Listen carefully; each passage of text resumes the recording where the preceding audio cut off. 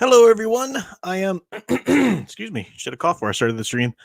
I am Professor Geek. Welcome back to the channel. Apologies for being a minute or two late here. I am trying to get everything straightened up here and technical difficulty. They're all worked out now. I'm just going by I'm watching the movie via a different route that I haven't done in a while. So I had to figure out the connections and everything. So I'm here. Welcome, folks. Wow, quite a few people in the chat. Well, it looks like that from the activity. Quite a few active people, shall we say. Let me see. I see Nanette is joining us backstage, as is Troy. Let me bring these folks in. Welcome, Nanette. Welcome, Troy. Hi, Professor. How you doing tonight? I am well. How are you two doing? I'm doing great. Yeah, there's always this one little... I decided to watch The Lone Ranger on a separate TV, not on the computer, because I didn't want to tie up more Wi-Fi, because the nieces are over. They're supposed to be off the stinking tablets, but we'll see. But I thought I'd just, this one less thing to have to stream a movie while I'm also doing the stream. So I put it on my TV instead, but there's one little hookup that I always do wrong when I do that way. And one of these days I'll learn, but I figured it out. So that's why I noticed Mr. Matchstick. Welcome, Mr. Matchstick, channel member, as Troy and Nanette here are, as well as who else is here, channel members. Mr. Matchstick's new thing is to come into the stream each time and say, "Kick the professor." First time I saw it was during the Fan Man Tonight, which made sense because I'm on somebody else's stream. But apparently I'm to be kicked from my own stream now, too. So welcome, Stephen Cruz, Casey Scott, Melissa Harris, Computer Robots, everyone, Sarah Torrin, Clegane. Welcome. Big Al's probably sitting backstage raging at me right now for not looking. There he go. No, he just came in. Takes his old 20-year computer a second to go from devices not connected to being with us. Hello there. Fairness, it took you so long to send us the link. I did, yeah. What I wanted to make sure I had the technical difficulty set up first, So, hello. Hello. Hi, Al. How are you? Hi, Nanette. We're live already? Yes, we are. Can you do Nanette to the Lone Ranger theme? I already been practicing it, actually. Okay. That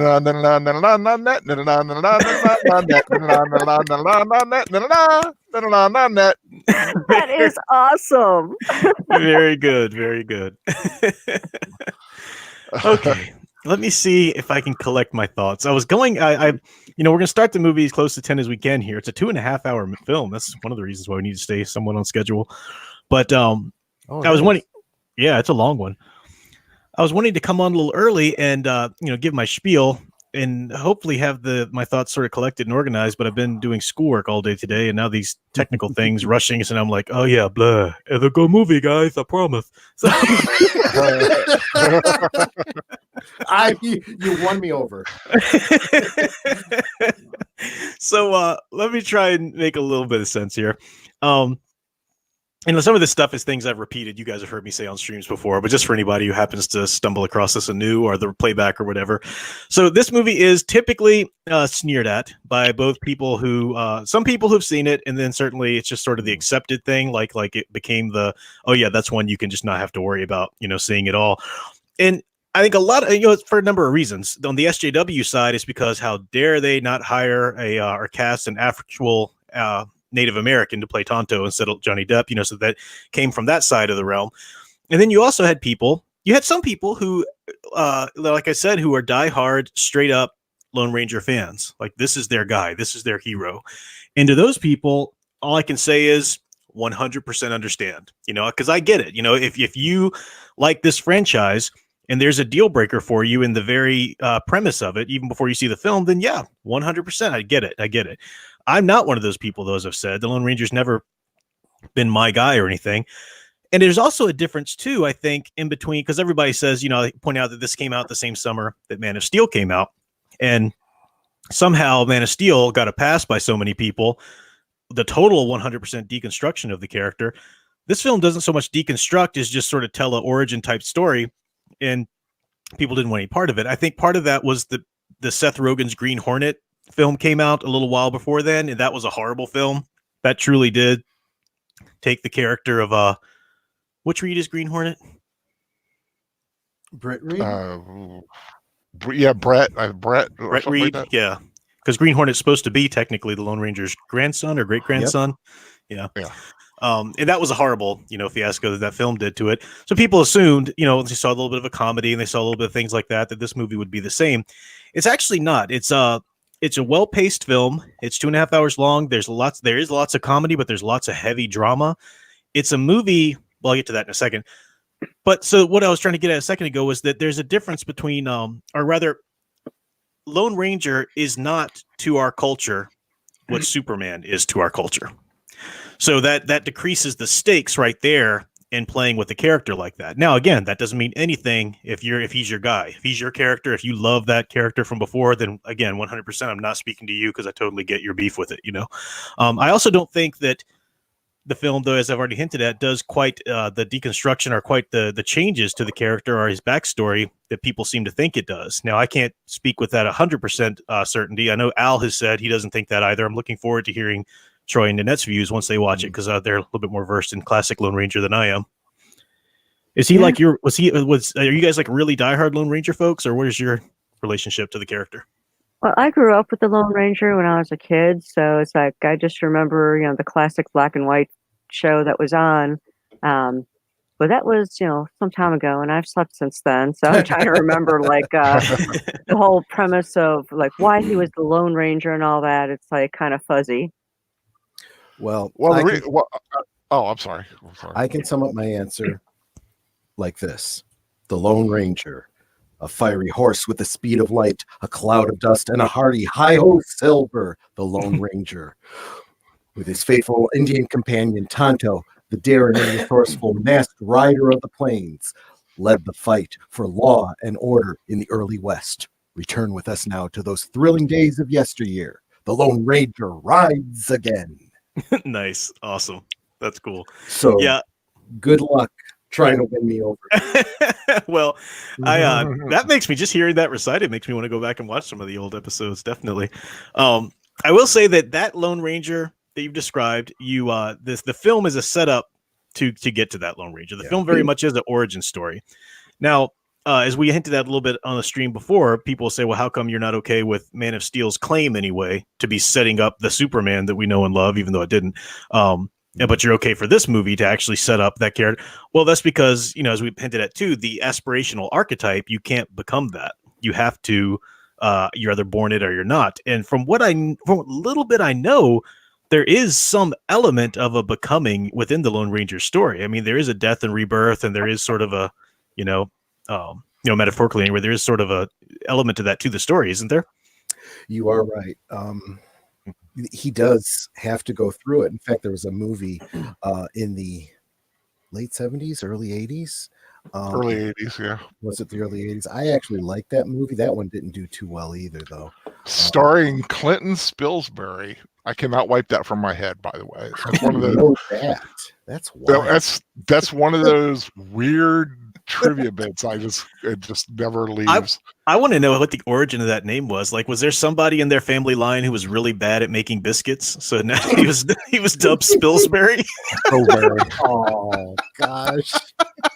And I think the guy who played Tonto was an actual Native American named Michael Horse. Okay. Who was also in Twin Peaks, but that's another story. I remember seeing that film in the theater. Actually, I remember going to see it when I get out. And what the main thing I took away from it wasn't terrible. It kind of happened. It really didn't have any spirit, is what it really comes down to.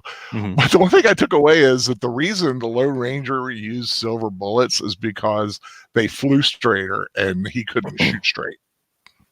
Huh. I have to go watch that version. Well, actually, from the original story, it was because he found a silver mine and he had the silver and it became his calling card, which is also how the Green Hornet had his fortune. Mm-hmm. And in case no one noticed, Al did update his avatar to be Tonto. It's right there. Doesn't that look awesome? If he goes through enough trouble to do that, I'll proudly have that avatar up there for this movie. I need to oh, there you go. Okay, sorry. My YouTube, where I had the YouTube up, it wasn't there. I need to I need to do mine too. Darn it. Let me see if I can do that. We'll see. By the way, in terms of where you want to cue the movie up to, I am here at 2 seconds mark. And the reason for that is because we're actually going to watch the little Walt Disney logo thing with the river and the train and the castle, because the great music. That's one of the wonderful things about this film. Hans Zimmer, the same guy who scored Man of Steel and was all like dubstepping, ridiculous nonsense there, did this wonderful classical, score for this film. And it's quite cool, I think, but that's just me. So Did you use the William Tell overture?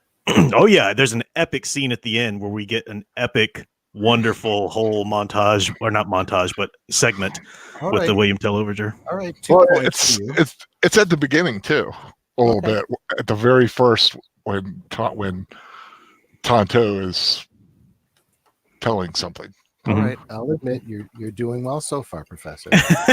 Okay. Full disclosure. I will admit, I know the professor does not like me to say this. But he was on me for it had to be over a year. Yeah. To watch this film. He was on me for a year. Yeah. And I just Nick said the professor needs to change his avatar. I just did. He did. He did. But he was on me for a long time to watch this film. And I was like, well, I'll watch it. I'll get to it, whatever. And then one day I found it online on an MP4, and I was like, I'm just going to download it because I know he's eventually going to do a rewatch of it. And just one Saturday, I was like, you know what? It's time. And I clicked on it, and for 2.5 hours, I just had a great time. Yeah. So I was like, it's like when I ate Scrapple for the first time at 50, at 40 some. Because I was always afraid to eat it, and I literally sat there. I'm like, I could have been enjoying this all this time, and I was afraid of it. What the hell am I thinking? Now, Professor, just full disclosure, I know I promised that I would stay completely straight whenever we're on your channel. I have indulged a little bit in some adult beverage just so that you have the best chance of having a receptive audience in me. You totally frightened me for a second there. You're like, I know I promised to stay straight, but I'm feeling a little gay tonight. I didn't know where I was going. Oh, Professor, you've got a $2 super chat from Daniel Heron. He says that Hans Zimmerman is not happy with the score. Hans Zimmer. I did not know that. Thank you very much for the super chat, Daniel Heron. I did not know that, but it makes sense hearing it because this is a score which I think is actually a pretty good job that he did, which he of course wouldn't like. Yet I'm sure he would stand by his Man of Steel work, which I think is dumpster fire. But I'm talking about just literally the score. It's like, dude, come on, it did not need to be that.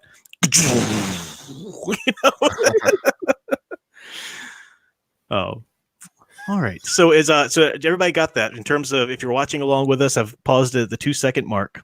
All I see is a starry sky before we pan down to get the Disney logos and stuff.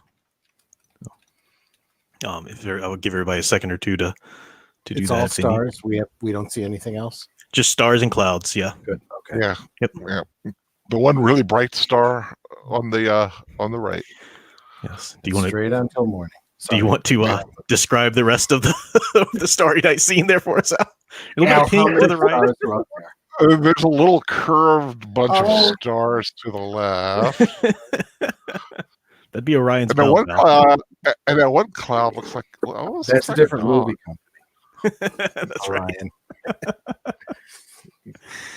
All right. So I guess if no one's saying desperately wait for us, I imagine that most people are just going to be listening along anyway. I don't think we're going to convince enough people to watch it with us until later, but we'll see. I'm actually feeling pretty good, so I think I'm going to enjoy this movie. All right. I hope so. I hope so. So I'll go ahead and give the countdown, and then I'll give my little intro into our refresher about the frontiersman and what I think about this movie, as it portraying a frontiersman archetype. So if you're new to the channel, listen to a playback and you're new or whatever, we'll do the countdown. I say 3, 2, 1, play. And when I say the word play, that's when you actually hit the play button on your machine there. Or on your computer or whatever you're doing.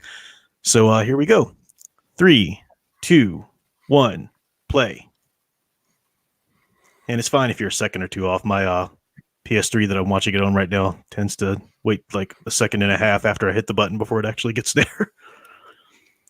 You look at that scene and you really want to live there. I know. It's a great, I like that Disney opening. But this music, we're coming. It's a very sad and severe kind of Western sound. I just love that the score does through here over and over again. But it's a frontiersman film, and just to give you a refresher, frontiersman archetype, I've done a whole video on it. The frontiersman straddles boundaries. They exist in a place where two worlds come together. So two worlds are clashing. And because of that, there's danger. So the frontiersman exists there not to further the agenda of either or side, but to just simply make safe the people who exist in that frontier area. So, your Hawkeye, Last of the Mohicans, your Western frontiersmen, your regulators with the Billy the Kid. We got the balloon flying away from the kid on the Ferris wheel here. Some lost innocents. It literally float down here. Literally opened on the Golden Gate Bridge being built. So the bridge kind of bringing together two sides. Literally opened on that. 1933. 1933 is when we open here. Yeah. Yeah. So they're at this sort of World's Fair style carnival. The man says, "Fun and educational for you, young man." Who's clearly the little boy is a Lone Ranger fan. Oh, this is in the future. Mm-hmm. Yeah. Okay. I got it now. Now, one of the things this movie does is it plays with the notion of reality. And I'll point out how it does this throughout with specifics. But the big question the film asks you by the end is, what do you believe about story? Do you believe, and that's from the stories that you're told, like, fictional stories, mythological stories, even down to the story of your life. What do you believe? Is it real or is it not real? It's a wonderful question, and the way it poses it to you is pretty unique, I think. So just kind of putting these things out there for us as we go through. The noble savage. Yeah, the Rousseauian idea of the noble savage there. The kid almost looks ticked off. Yeah, it completely is. Yeah. Disinterested.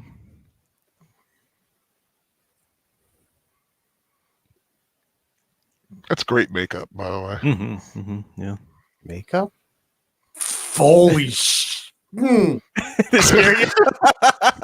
crap. I'm in no condition for this.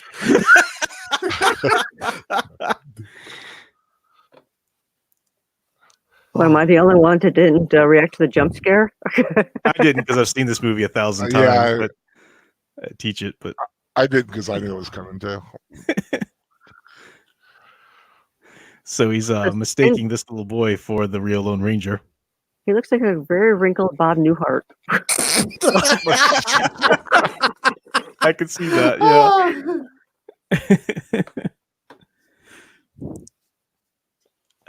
So, this movie's as Alice pointed out a number of times too, the cinematography, the lighting, the color, the filtration is just so gorgeous. Really is something to watch. Even here when they're inside, but especially once we get some big landscapes. All right, so notice little things. Like I said, the showman welcoming him into the tent. This bag of peanuts there. So is this legit? I mean, the exhibit is actually a person alive and interacting with the audience? Well, we're just going to go through and digest what it shows us. Okay, So at this point, it seems like, okay, it's kind of weird, but okay. They hired somebody to stand in there, which isn't all that outlandish. I mean, they could have hired, real, and they did, in fact, hire real Native Americans, especially as they were being more and more disfranchised and looking for work. They would actually be hired to be parts of museums and stuff like that. I suppose. Never take off the mask.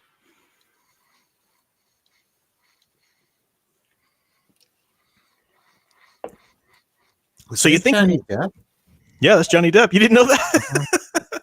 Yeah. That was probably the best old man makeup I've ever seen in a movie. Well, it's funny because Al said great makeup, and you were like, makeup? I thought you were joking, but you were legit. Yeah, it's just like a split second later, he got the jump scare. Yeah, that's right. Just look at that landscape. It's gorgeous. Yeah.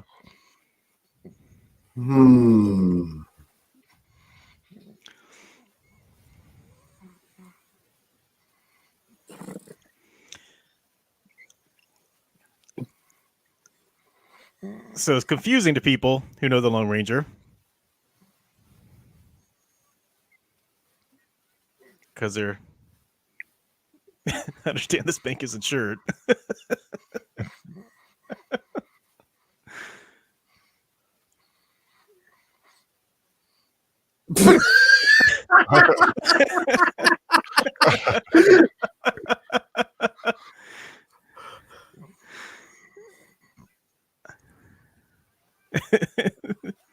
This is a damn bank robbery. So, I like this. There is another. So he said, yeah, no, they were good guys. They weren't bad guys.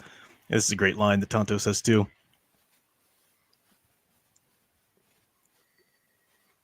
Come a time, Kimosabi.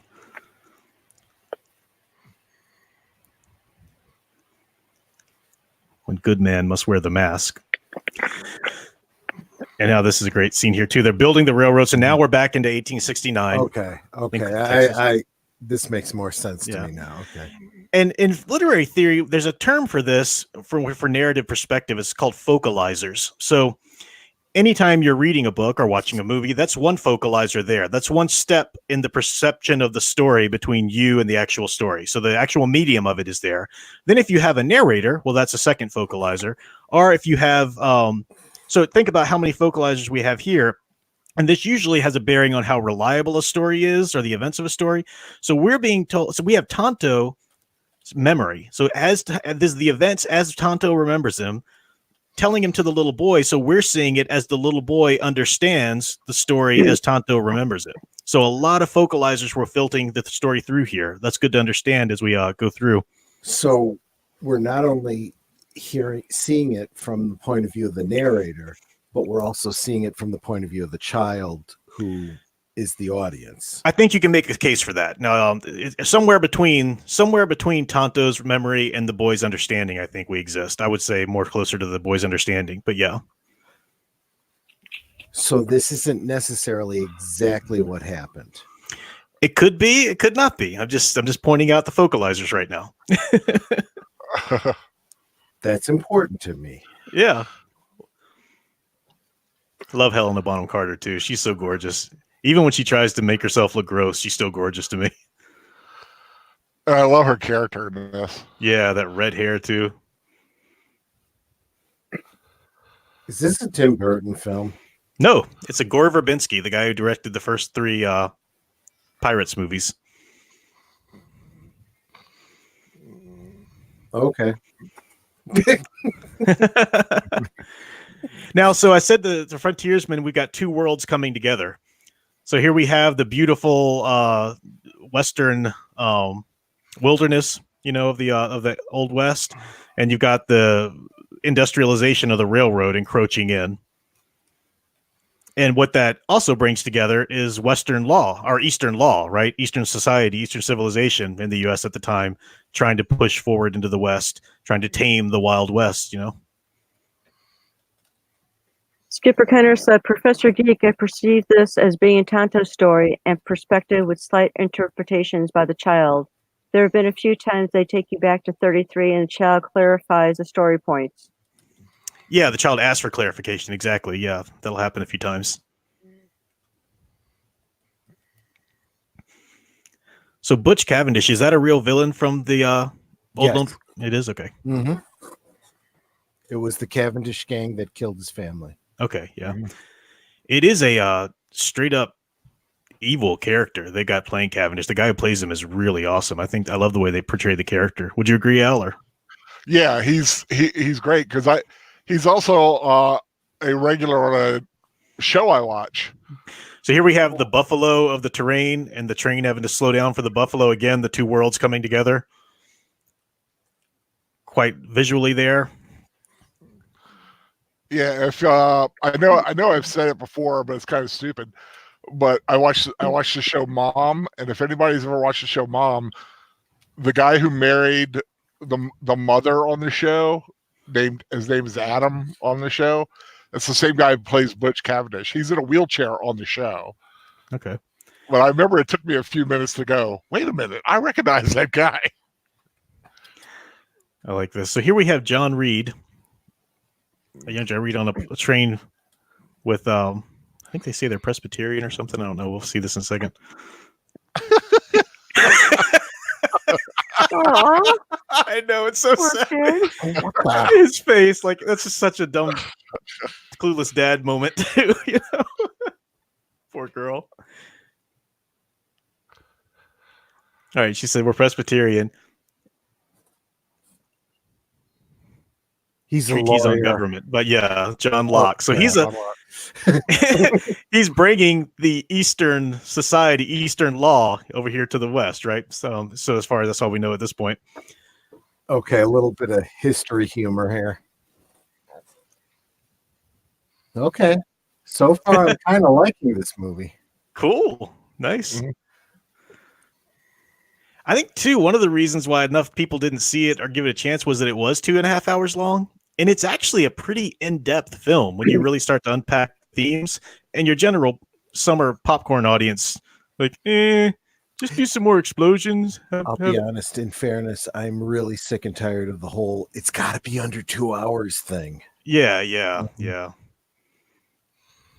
And sometimes you just can't put the whole story into 2 hours. You need a little bit more. Exactly, yeah. And people's attention spans are just shortening and shortening.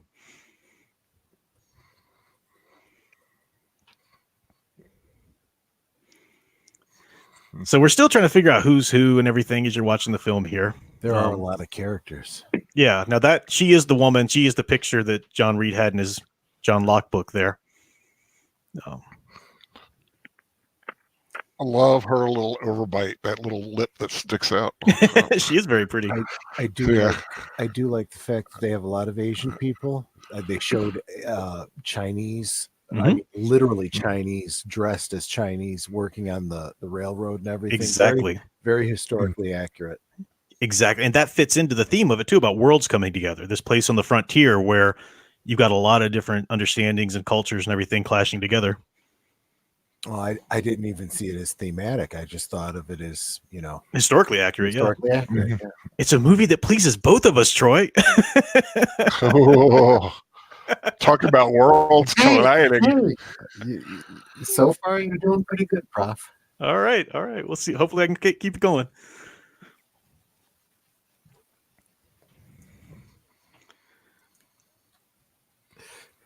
Skipper Tanner, please, it would be good if you quote Blazing Saddles.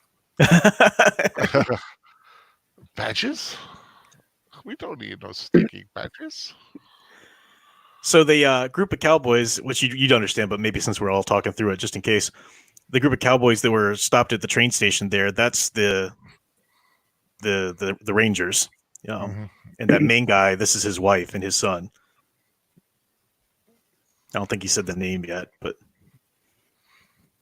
this guy, the head of the railroad's clearly got a thing for this woman. I gotta say, they got the feel of this right. Right? Yeah. Well, at least so far. There's James Frayne again, who Chris was talking about, Fan Man was talking about last night. All right, so this is the Cavendish gang. Casey Scott's Blazing Saddles rewatch. Do it. Ooh. I'll let you guys handle that. I'll do it one day. Yeah, I love that movie. Oh, heck yeah. So when you're looking at themes in something too, you look at repetition. We've got the they got the repetition of bird imagery, the bird on his head, that bird in the cage. We'll see more of that. Love what they did to his lip to make him look just.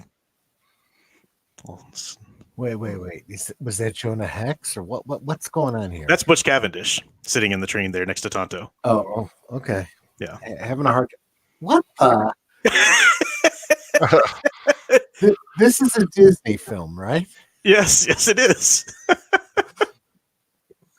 What the heck?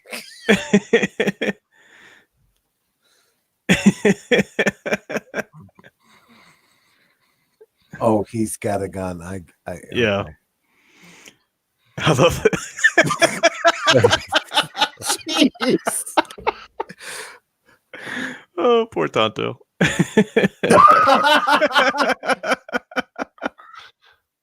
So Johnny Depp.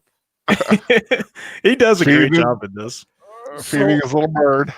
Professor, I gotta ask you, have you ever seen Johnny Depp in like 21 Jump Street when he No. first started out? I know it's where he started, but I never watched those. Okay. We'll talk about that later. Yeah, sure. So this is Cavendish's gang here, you know, coming to spring him.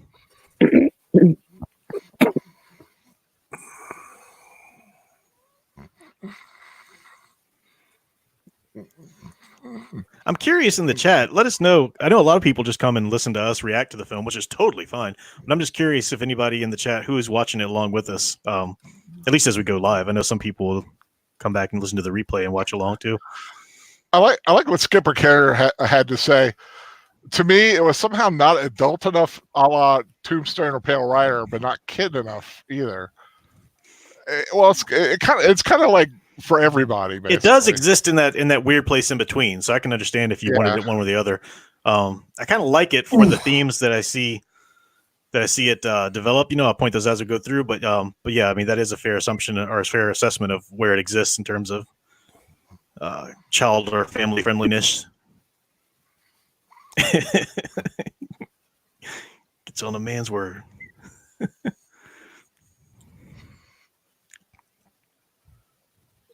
Stevie Cruz watching it. Cool. He loves the movie. Okay, good.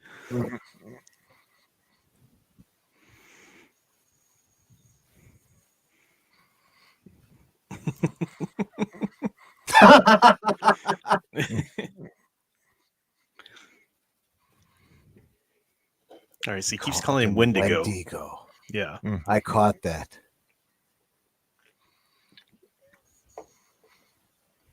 So we get the idea there's some sort of history thing going on here.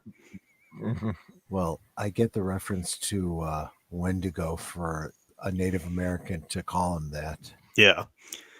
And What the? we'll get see, because I'm an attorney. he's right. Okay. He's a lawman. Yeah. We're gonna make sure you get your trial, you know. And that's one of the worlds coming together, right? John Reed comes into the West trying to treat it as though it's civilized East. There's no place for men who carry guns where this train's headed.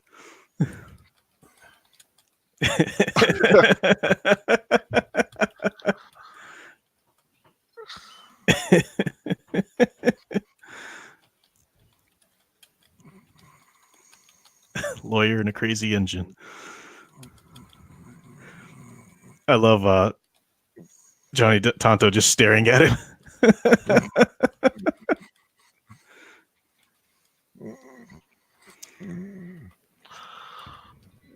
That's not safe. We got to get to 85 miles, 88 miles an hour, whatever it is. Now again, well, we'll get that. You got this one member of the Cavendish team who likes to dress in women's clothing. Yeah. We'll fill up that.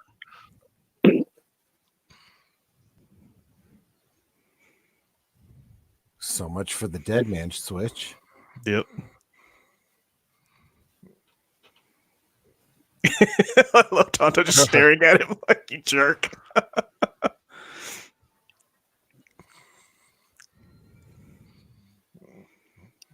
Oh, it's so good to be watching this movie again. Since I didn't teach this year, I haven't seen it since last spring. So it's been about a year. And it's, So you watch this every year? Every semester that I teach the Constructing American Heroes course, we get to the Frontiersman.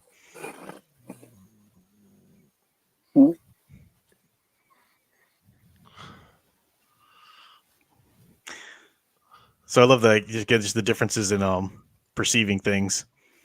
Yeah. You can't break the steel, so you break the wood. Yeah, exactly.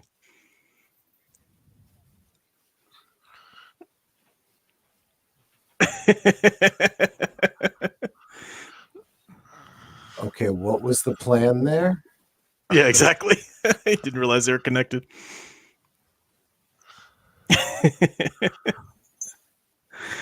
Casey Scott said, "Can't watch this movie. My job advertised this movie too much. Plus, a regular made the same joke every day about this film. Turned me off from it." Yeah, I understand that. Hopefully, one day you can give it a chance. But I do understand. You get those annoying people that just recommend it. You're like, I'm off. You know? Oh, they're about to run out of track. Yeah, exactly.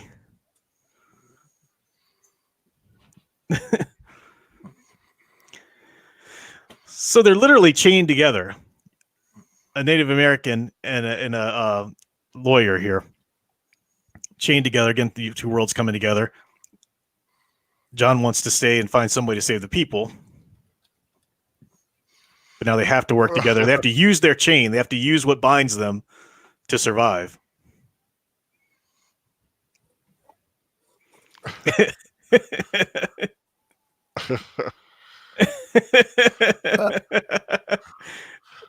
Really Very great. clever. Yeah, really great action. Great direction for the action. Because you need a Gore Verbinski to really make action coherent and make sense. And Okay, Professor, because I'm a little impaired, I gotta ask. They established that his name is John Reed, right? John, I think. John. Or maybe I'm just giving it to you right away. But yeah, he is John. Yeah. Okay.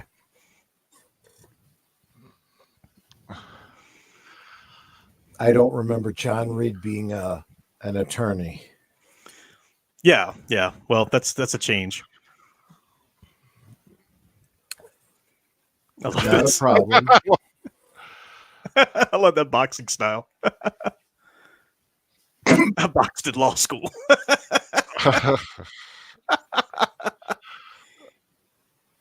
Oh, here we go. The Zorro?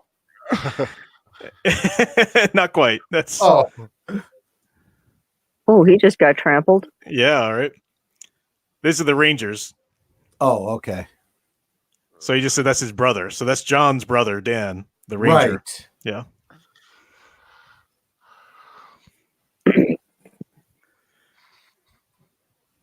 The ancestor of the Green Hornet. Yep. There you go. I'm with you. Tonto, we can still jump. Okay, so far this isn't bad. I'm really glad to hear that. I hope it doesn't get to a point where you say otherwise, but I'll understand if it does. Ooh. Really, it's just a great action. I love that when it's directed well. And there are things too where you could pick at it and say, "Well, that's not quite realistic how the mechanics will work." But you're watching a movie too; you got to have some suspension. Yeah, it's yeah. Well, we also have a story that's being told by an old man. Exactly. Who might be embellishing. Exactly.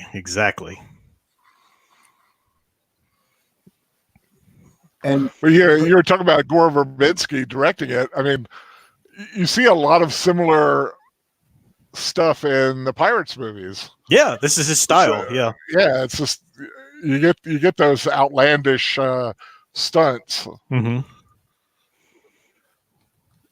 Yeah, exactly.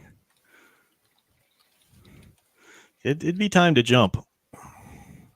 ooh, Yep, that painful. The CGI that they had to have done in certain parts really holds up in the film so far. I mean, it hasn't been nearly as long as something like Superman Returns has, but you can tell they really did spend a good amount on it. I don't know if the physics are accurate, but that does seem like what I would expect to happen. Yeah, exactly, right? Good enough for my scientific Understanding. Oh. Yep. Broke their chain. I'd move. Ouch.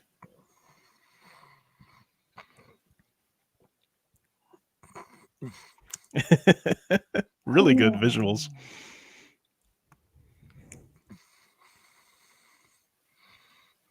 Oh, Melissa Harris, whoever do it. You know, I've yet to see the Tim Burton Sweeney Todd. Not because I don't want to, I just never got around to it, Melissa Harris.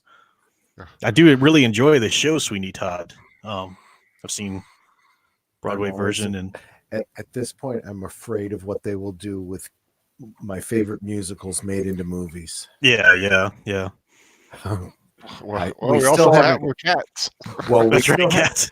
Nanette and I still haven't gotten around to seeing that. Janice Seal was saying earlier today he quite liked at least the music anyway. Well, of course, Janice Zeal would.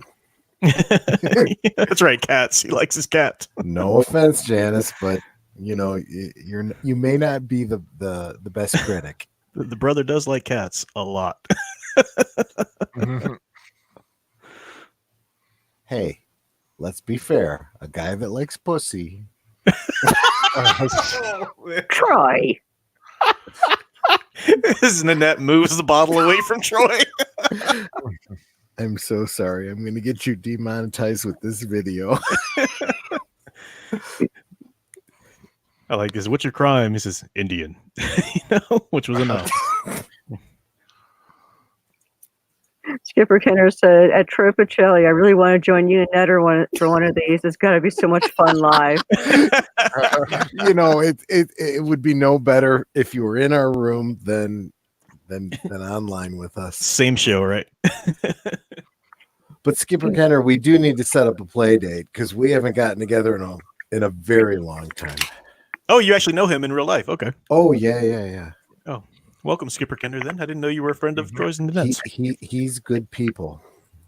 He was very important in our relationship when we first got together, Nanette and me. Oh, really? And what's even more interesting is that his wedding anniversary is the day before ours. But Oh, we're 5 nice. years after them. So they're August 2nd, we're August 3rd, but we were married 5 years on their wedding date. Well, Troy gets the best deal out of that because when Skipper forgets his wedding anniversary, he can get in trouble. And that'll remind Troy not to forget his one day later. There you go. We have done that. We have reminded each other. Your anniversary is August 2nd? No, Skipper Kenner's is August 2nd, we're August 3rd. Oh, okay. Because my mother's birthday is August 2nd. And that's the day before Alyssa's birthday, August 4th. All good things happen in August. Apparently so. So this is his brother's wife, but apparently they all grew up together, which is why they at one point were kind of sweet on each other, which is why you see the scene play out like it does. Obviously, it's something that's created for this movie because that would never have been in the radio drama or Sure. series. Yeah, I can imagine. I don't have a huge problem with that necessarily. It does add some dimension. Okay. And this is Dan's son, who, like I said, in the line of Green Hornet there. Yep.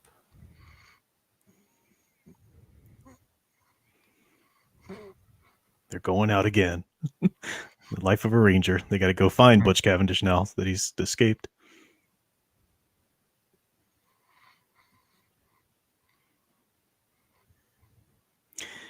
And little elements, there are supernatural elements to the story here and there. But again, the film asks you yourself, do you think that was real or not? What do you think was going on with that? Because of perspectives. Well, as a Native American, he would have been very spiritual. So Indeed.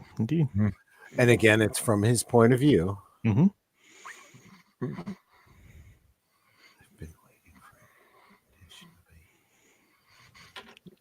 Things are different in the West. Yeah, 2 Rangers are dead. He's not getting a trial. I like that. Law looks a lot different on the ground. Yep. And he's quoting John Locke straight up.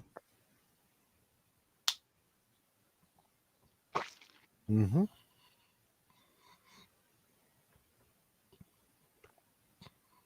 Melissa Harris said, I have a question. Is Lone Ranger Greenhorn's grandfather in the Adam West Batman series? Did they ever reference it in the old 60s series or no? There was a crossover, and I don't remember it clearly, especially right now. But in the overall lore, yes. However, we can talk about it later, but there was a rights issue that has kept those two properties separate. Okay.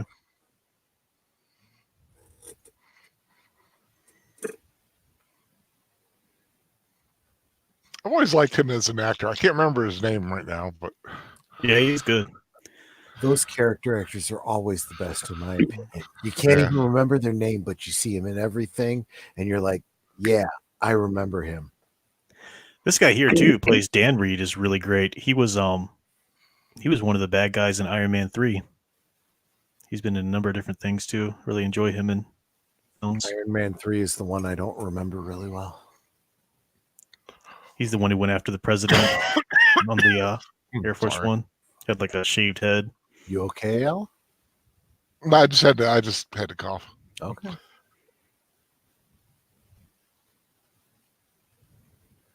Oh, Sir Torrin Clegane, don't call me sir. I work for a living. I'll accept, sir. I'll accept your highness. I'll accept your grace. Probably shouldn't accept that as a Catholic, but your eminence. You jest. Phoenix Lord Osterman was thankful for the Mummy rewatch last week. Yeah, people seem to really enjoy that. Second one too. Yeah, that's a lot of fun. You jest, but Nanette and I do Victorian reenacting. So whether or not we're sir or your grace is actually quite important. Yeah, that makes sense. So here we have John become a ranger. He's being deputized for the emergency posse. So from my point of view, all the lore for the Lone Ranger, he already was a ranger. So yeah, now we're getting to, the story as I know it. Yeah. He said, I can't help you with those clothes. Look at that sweeping landscape. You could just like freeze frame and put it on the wall in a frame. It's gorgeous. Mm-hmm. Janice Deal says your foreheadedness. No. Mr. Magic says your averageness. Points for clever there, Janice. But I'll accept above average. But Fizz Chozo says, how do you feel about Army Hammer as an actor? I like him. I think I haven't seen everything he's done, but I think he does fine for this. It's been interesting to have seen his take on Batman when he was cast as Batman. I like what Skipper Tenner's saying. In the 80s, Legend of the Lone Ranger, Dan Reed's widow and presumed son continued to run the newspaper in defiance of the outlaws. This presumably becomes the paper the Green Hornet's alter ego owns. Oh, okay. Gotcha. So they just talked about that hat. Yeah, I know. Nice hat. They didn't have a bigger one. But they just talked about the spirit horse, that white horse over there. He said the Indians call that the spirit horse. Who goes between worlds. Wait a minute. Did you see that guy just litter? Tonto should be crying one single tear. Well done, Troy. Well done. Okay, we got 24 watching, but only 14 thumbs up. Come on, guys. Let's get those thumbs up going. Yeah, give me a thumbs up, folks, for being bold enough to dare do a rewatch of this movie. Come on, give me a thumbs up. Give the professor a thumbs up because Troy has released the Kraken. There you go. Thumbs up for Troy's Kraken. That sounded weird. Kraken, not crack.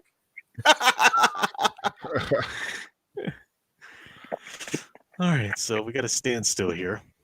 Have we done Young Guns? Not yet. We were going to when we did Tombstone. I've got it ready, queued up, and a DVD ready to go. I'd like to do both of them. Actually, they're really good. I actually don't know that I've seen that movie. That was another one that I was avoiding because I was afraid of how it would deal with history and so forth. I saw it when I was much younger, and I got so much into Billy the Kid that I actually read a couple of books, but it's been a long time. But from what I understood, they had it right. They had the regulators, and they had the all of that. Lew Wallace is the governor and everything. And now you'd be a much better judge of it than I. But what little bit of research I did back then when I watched it seemed to check out. All right, so he doesn't want to carry a gun. Won't touch a gun. I'm a man of civilization. And they're afraid to go through the cliff here because it's a, there's no cover. It's a gauntlet, I'm starting to get a theme here. So he's a lawyer and he respects the law, but then as he becomes the Lone Ranger, he realizes he has to go beyond the law. There come a time, Kimasabi, when even a good man must wear a mask. Right? That's what Lone Ranger Tonto told the boy. Wow. So you're right. Okay. You're picking up on theme. So that's why they made him a lawyer. Okay, that's interesting. Mm-hmm. Yeah, it's good writing, even whether or not it's the right handling of the character, I'll leave to you. But it's really good development of a character and plot. Well, it doesn't conflict with anything. It so far kind of augments. Yeah, cool. So the old guy, their tracker, Colin, suddenly he's nowhere to be seen and ambush. Yep. This is the ambush. Yep. Okay, this is very much in keeping with the lore. Mm-hmm. I like the fact that there's no music. We just see the brutalness of this slaughter. Mm-hmm. This is what I like about Gore Verbinski. When he's on point, he can go from a funny moment to an intense moment to a very sad moment because he gives you the time you need to breathe with each moment. And that's something directors do not do today. I keep quoting that moment in Taika Waititi's Thor Ragnarok. As soon as they watched, Asgard explode and all these people, that's their home. You got dumbass rock guy coming to make a joke because we can't have too serious of a moment. Heaven forbid. People might feel something, and people don't like to do that anymore today. But you watch this. Everything about this scene is given all of its proper time and its proper due moments. And eventually we will get back to some comedy, but it doesn't lessen anything we've seen. Yeah, right. And the sound effects are using for the bullet hits, man. Mm-hmm. It just you can feel it. What's that, Troy? No, I'm sorry. I'm just reacting emotionally. Yeah, it's heavy. But yeah, there is a meaty sound effect they use for that. You're right, Al. Yeah. Son of a... She always loved you. Take care of her. That's a sad, rough scene. Oh, God. And the music creeps in when we have the emotions. So the music is not there to distract our emotions, but to enhance them. Oh. And we got John taking the bullet.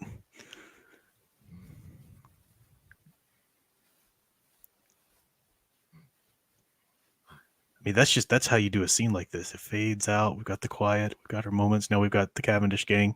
So I'm not necessarily following the bird imagery. You're not really supposed to know exactly what it is yet. You just notice the repetition of it. Okay. We haven't really gotten explanations yet. I'll start tying the things together as they come up, but you just right now we're just noticing the repetition of it.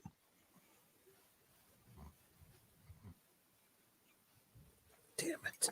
So now you have Cavendish's, because Reed was the one who put Cavendish away.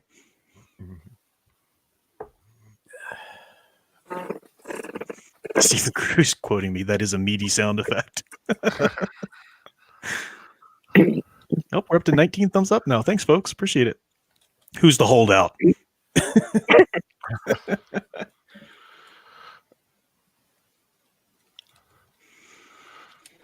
So I think we talked over it before, but when the Rangers were there talking about Cavendish, he has a reputation for eating human flesh. Somebody said he eats this, he ate that. Somebody said, he ate his own foot once. The stories get out crazy, but he's got a reputation for eating flesh.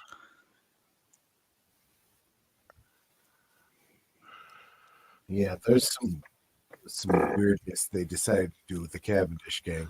Mm-hmm. I love how they do the reflection in the eye. Yeah, you see it in the eye. I mean, this is brutal and visceral, where we see vomit, we're seeing the blood, and he basically dug out his heart, is what he's doing to poor Dan there. And ate it. Ew. Yeah. Well, you're supposed to kind of hate the Cavendish gang, but wow, they're really Yeah. pushing the envelope here, aren't they? Mhm. And there's the traitor. Yeah. There you go, Disney.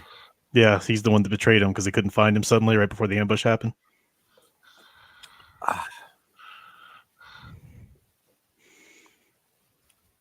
Now, I love this right here. Again, this is a place where a lesser director would have said, okay, move right along. We did something really heavy and deep there. Let's not freak people out too much. Let's distract them. But no, we're going to give it. Let's take in the enormity of what just happened. You know, this is really good filmmaking. It doesn't mean that we can't do anything else, but let's just give this its proper honor. What we just showed people, you know, and you see the poor Rangers. That's the way to do it, so that when we move on in a second, it doesn't feel like it's cheap. Okay, I just want to let the stream know that I just finished my drink. Well, I'm still absorbing the alcohol, so I'm never mind. But I just finished my.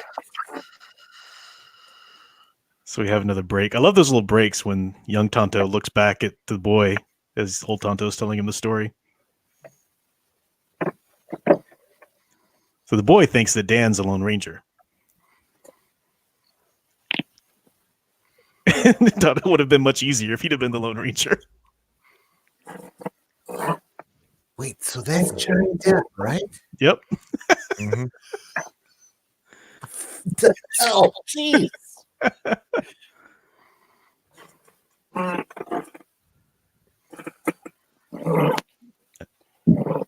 You okay? You moving a chair around or something? No, I'm having. Nanette's trying to give me an alcohol-free drink, and I wasn't able to open the tab. Oh, okay. We're having problems over here because of booze. So here we go. He said, why are you feeding that dead bird? It's dead. And Johnny Depp said, nope, not dead. It's waiting for the spirit to return. Not the same thing. So then he picks up a rock as old Johnny Depp, and we see young Johnny Depp throw the rock at the vultures to get them away as he's burying all these men. Now he's trying to make trade with them, because this is what he does. Looting them, but making trade. And, it's funny little item.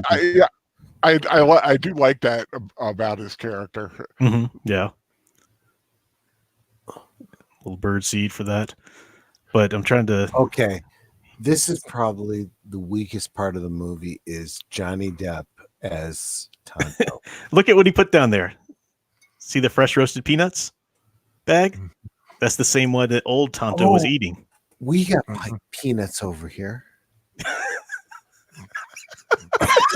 Don't laugh at me because I'm drunk.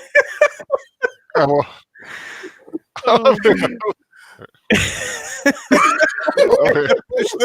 oh, you weren't dead. Let me hit you with a rock. You.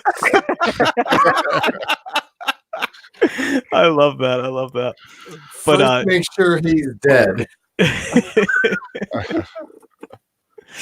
Well, you don't want to bury a live person. So now here comes the spirit horse. Somebody in the stream, I want you to remind me about the spirit horse because I'll be bringing that up when we do the Twin Peaks cool rewatch. Very cool. I like this. Spirit horse is choosing John. In Twin Peaks, the spirit horse is named Troy. Just throwing that out there.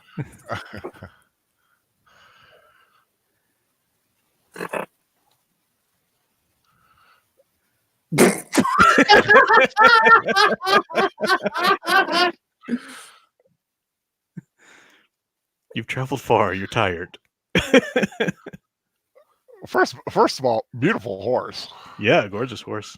Is that an albino horse? Are his eyes pink? Looks albino. Yeah, it does look albino, doesn't it? I never thought about that, but it does. Spirit horse is chosen, who he once brought back.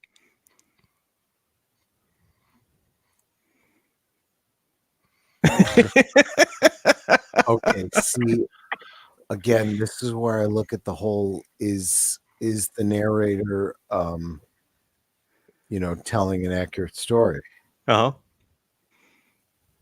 Yeah, it plays with reliable narrative reliability. Ew. What the? Yeah, I don't know why this scene was in there. I'm still kind of Come puzzled over it. on. I think that was just sort of a So slapstick his that head doesn't can really. go through the poop. Yep. Mm. Yep. Ew. Yeah, that was sort of whatever. Guess it needed a laugh. I don't know.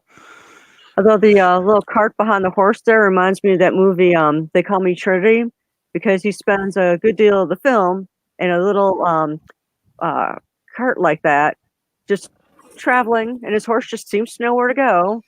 But he's just, relaxing back there while his horse just carries him from town to town. I haven't seen that. Oh, it's a great spaghetti western. Oh, cool. I'll have to check that out.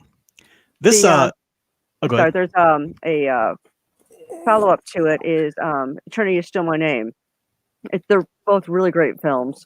Cool. Just maybe you can send me the links to those or names in a message. I am so drunk I can't even type. I'm trying to type Skipper Kenner and I can't do it. Just do the S sign and an S, and you should get him. Once you've seen the movie, I don't know if you just got this experience out, but once you've seen the movie, especially seen it a couple times, that's a really powerful little montage they did for his visions as he's being brought back. Okay, I'm back. And I'm like, how the heck did he get all the way up there? Yeah, it's part of this ritual. Now there's Tonto's going to give us some important exposition here in a moment or two. Well, wait a minute. Ow. Yeah, I know. Stepping on the rocks. Mhm. I'm not sure you right. understand how painful bare feet now like kind of rocks are. Yeah. Not only sharp rocks, but hot rocks. Oh, yeah. Yeah. True. Flagstone. Flagstone is literally sharp. I mean, you could shave with flagstone. Mm-hmm. Now, Tonto was melting down some of those ranger badges for silver bullets. So that's part of the vision or the little montage there. I love this here. And the horse is like, why are you talking to me? I don't understand you. If you're going to sneak up on an Indian, best to do it downwind. I love that. A time when animals could speak. When you get them alone, some still do. Can't decide whether this horse is stupid or pretending to be stupid.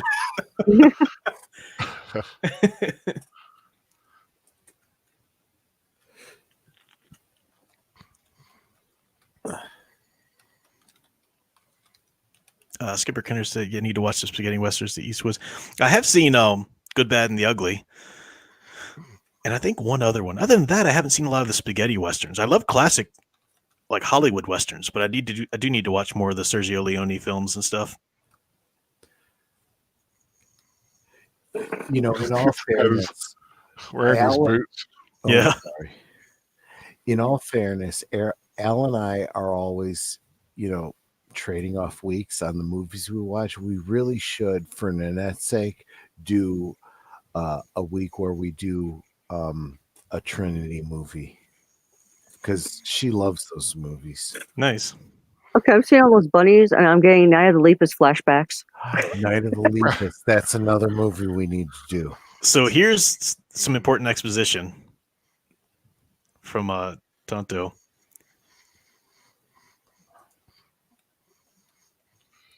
So he's saying the Wendigo is a spirit. He's got a hunger that cannot be satisfied. So here's another theme of ours, throwing nature out of balance, which is why you saw the bunnies there. Wait, the Wendigo throwing nature out of balance? Is that? Yeah. Yep. Yeah. That makes sense.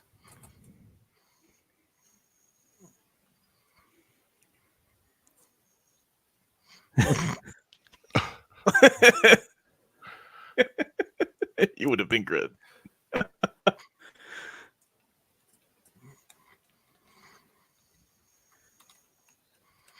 So he's calling him Spirit Walker. I think I talked over it, but because he came back from the dead, the idea is he's a Spirit Walker who cannot be killed in battle. Skipper Kenner said, "Ask for Attack of the Killer Tomatoes." We have talked about that. I've never seen it. Ninette has, I believe. I don't remember actually. You are the one who told me about it. So we got Silver here is the only thing that can kill the Wendigo, Tonto says. And of course, a Wendigo is a werewolf type creature. You can see some derivations from it. So Silver, but he says Silver is what made the Wendigo what he is. Just remember that. Silver being a symbol for purity. Mm-hmm. Yeah.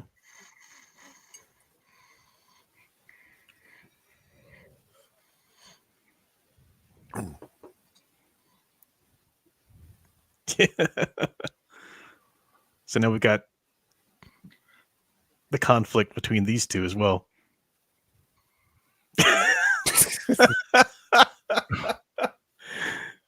But Tonto was trying to exact his idea of justice on for apparently what this man has done to his people. We don't really know the details yet, but he just hints at it. And but John's idea of justice is from the East, from civilization, right? He's the attorney, right?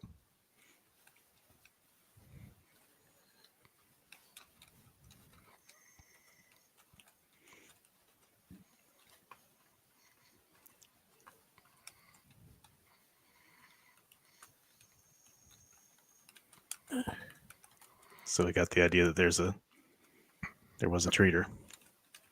So he can't go in and just form another posse, or they would just know about it.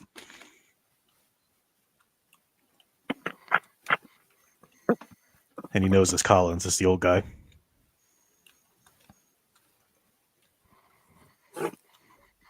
So that's their best lead at this point, is the traitor. Now I love this idea of where he gets the mask from. That's part of the lore. Is it cool? Yes, it is. Mm-hmm. I mean, all the way back to the radio drama. Nice. Although one thing I'll say is I don't care for the fact that it's coming from Tonto. It was his own decision to. Oh yeah. Yeah, but it's minor. It's part of too the for how this story's developed. It's part of character progression for John, right? He's come into this thinking that his ways in civilization will work out perfectly here in the West. We just need to implement them. But he's part of wearing the mask is something new to him, and he's being brought into that. Like that Tonto's the one who clefts the hat there for him.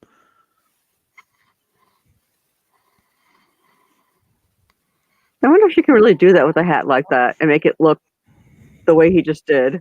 Oh yeah. Yeah. Watch this one. Have you ever noticed with my fedora the way I hold it? Let me stop you for a second there. Sorry. I think we talked over it, but the guy there who was the showman for the sideshow, he said, "Educational for you, young man," pointing at the sideshow. He got this. We had a mirror of the events from what's happening in the 30s with the little boy. So again, everything is there's a cross. There's the boundaries are blurred between what's happening in time, what's happening back in this story, what's real, what's made up. So did I explain that well? Did you get that? Got it. Like with the peanuts and everything. Looking for a man. I bet.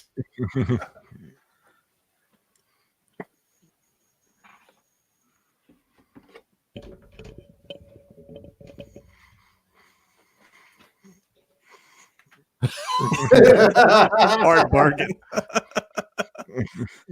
Wait, this is a Disney film, right? Yep, and we're going into a brothel. Yep. All righty. This is my kind of Disney film. You sure this isn't Moulin Rouge? Yeah, it's got elements. I do like those bustiers. I have wished upon a star, and this is what I. Nanette has several of them. Just Actually, saying. they're corsets. They're not bustiers. Yep. Well, Okay. some are bustiers that they had there, but for the most part, a lot of those women were wearing corsets. I like the bustier effect. Shall I say that? Let me say, when you're married to someone who has to wear a corset, you have to know how to put it on and how to take it off.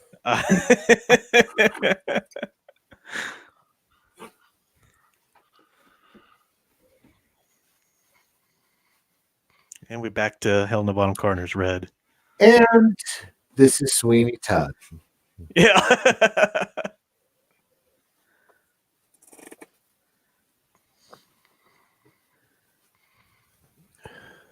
And this is historically accurate that the whorehouses had to follow the railroad, you know. Mhm.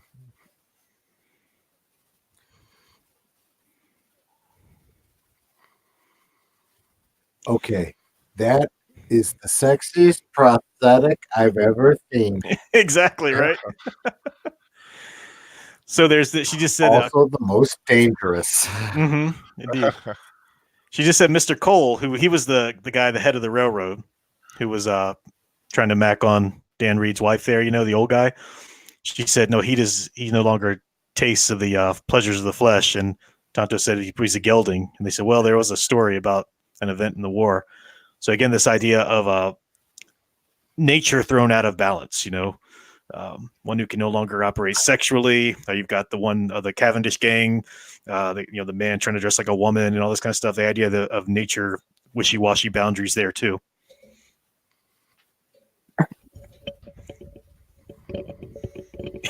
It is a house of sin. Fairly. Pickles. Wait. Love me a sinister jar of pickles.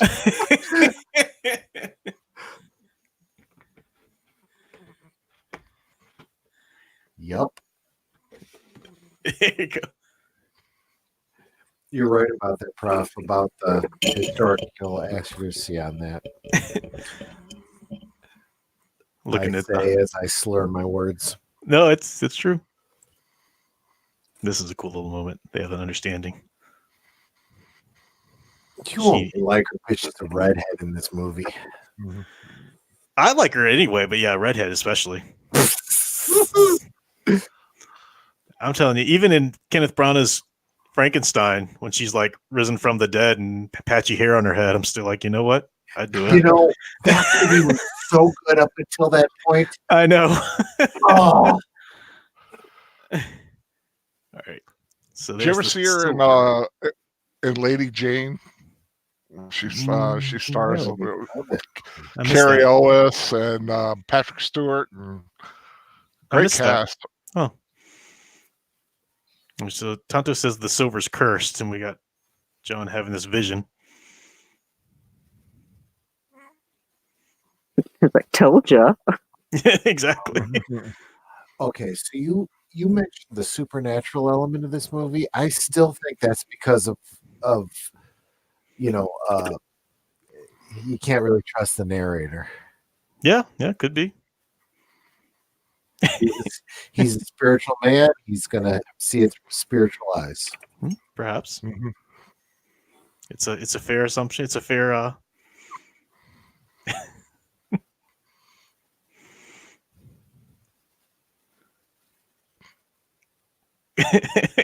Okay, romantic gesture of respect. Wait a minute. Was he just saying that he is Comanche? That he's what? That he is Comanche? That's what it sounded like.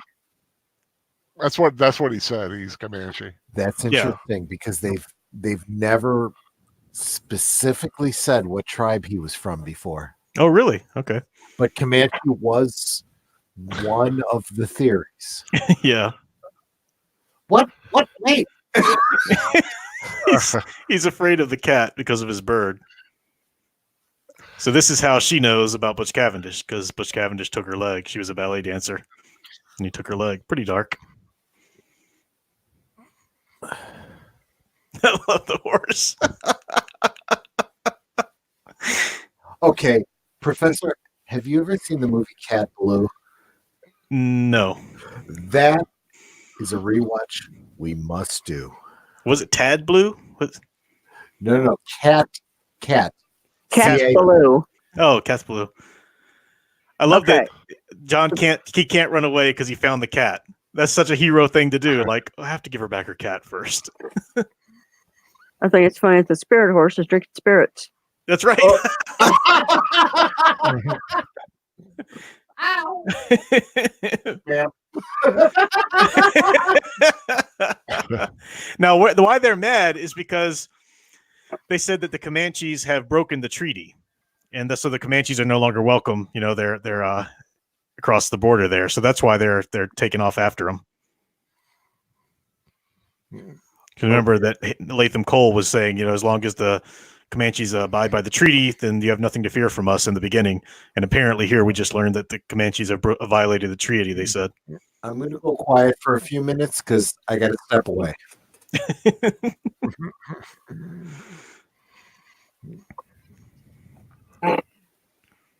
And this, if you remember, we talked over it a bit, but before Dan left, his homestead there with his wife and everything is near the border. And he was saying, well, the Comanches are restless. Maybe she's like, no, it's okay. They stay on their side. I stay to mine. It's fine. So, you know, we're visiting them after just hearing that the Comanches have violated the treaty.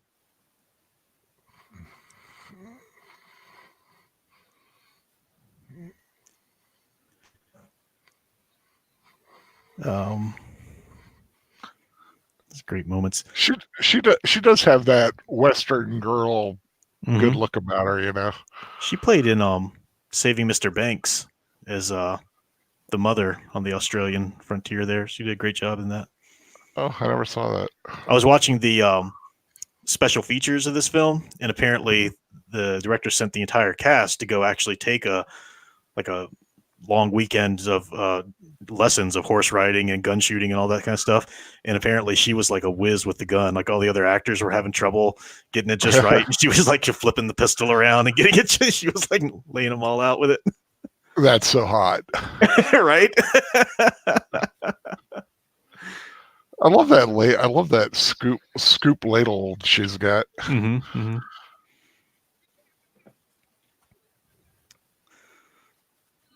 So here comes the Comanche.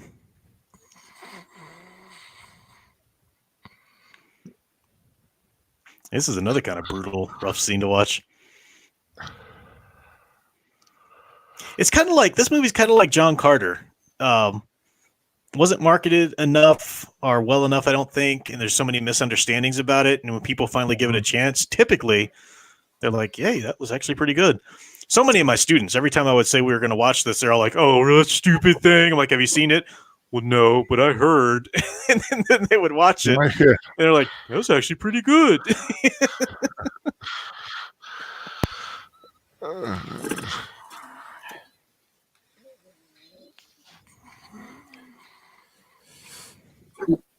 That's pretty intense. Little boy watching the scalping happen. So, because and John, knowing that once he heard the Comanches violated the treaty, of course he wants to go check on her, and they just arrive too late apparently. And you see several different fires. Mm-hmm. Yeah. Really, in the distance, like to show they have been raiding. Yeah.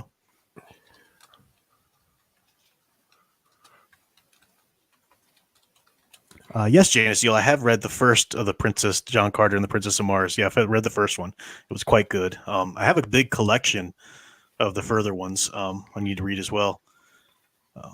Burroughs is a wonderful. I like what Ray Bradbury said about him. He's a great romantic, not the greatest writer, but a wonderful romantic in terms of the storytelling and stuff. You know, he's got these wonderful ideas. He wasn't the greatest prose stylist, but once you get past that, he's got some cool stories to tell. All right, so now we see the.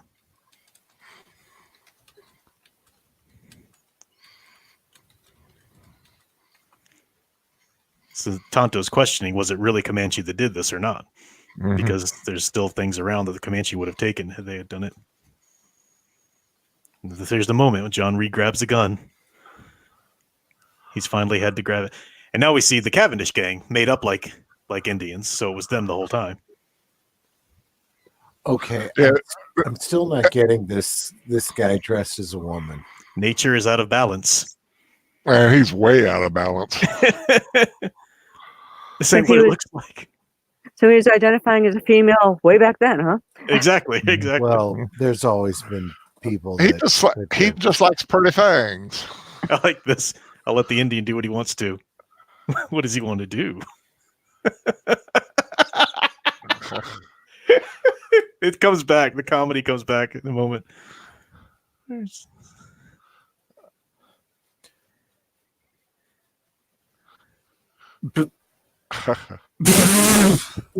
He'll violate me with the duck foot. So they think they killed all the Rangers, right? Because they shot them all. And so if one's come back, it's come back from the dead. So to speak. So There.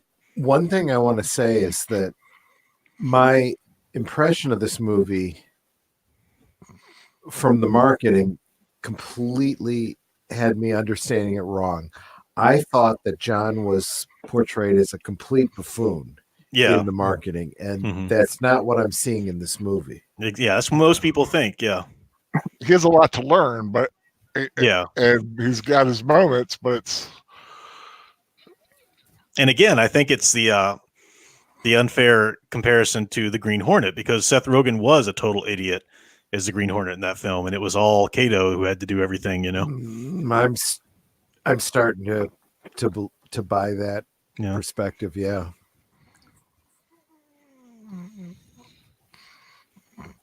What's with the mask?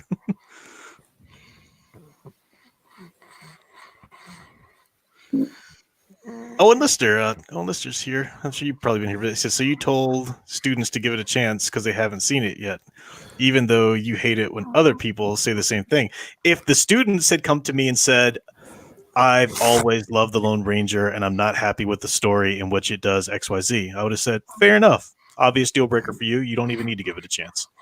And yet none of them told me that. Well, again, it has to do with the way it was presented through marketing. Yeah, yeah. If it's a And misrepresentation, yeah. yes, and I feel it was. don't be stupid. How did the horse get on the roof? Exactly. It's a spirit horse. It's a spirit horse. It's Tonto's memory, so it may not be accurate. I like that they show up behind them. This is a great scene too. Oh, good use of stereo sound too. Yeah, yeah, right.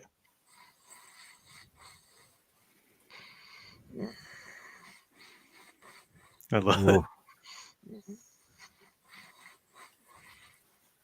it. I will take the Spaniard.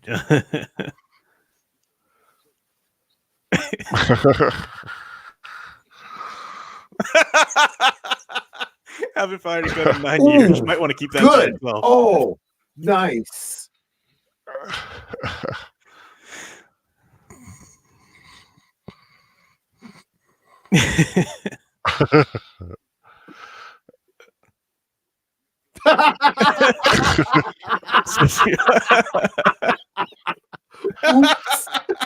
In that case, not so good. Poor bird. Even better. Ooh. Oh, yeah. Ow. Yeah, right. Stephen Cruz says, I love Showgirls. Give it a chance. I have seen Showgirls. I have seen Showgirls. I've seen Not parts a of good Showgirls. movie. I've seen parts of Showgirls. No. I've seen all of Showgirls. Not a good movie. That's fighting words, Stephen Cruz. I'll leave you to it.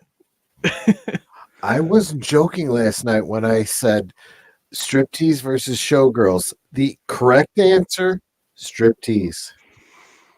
Is that the one with Demi Moore? Mhm. Yes. Yeah, she was pretty hot in that. Well, I wasn't even going by the hot girls. I was talking Yeah, about I'm story.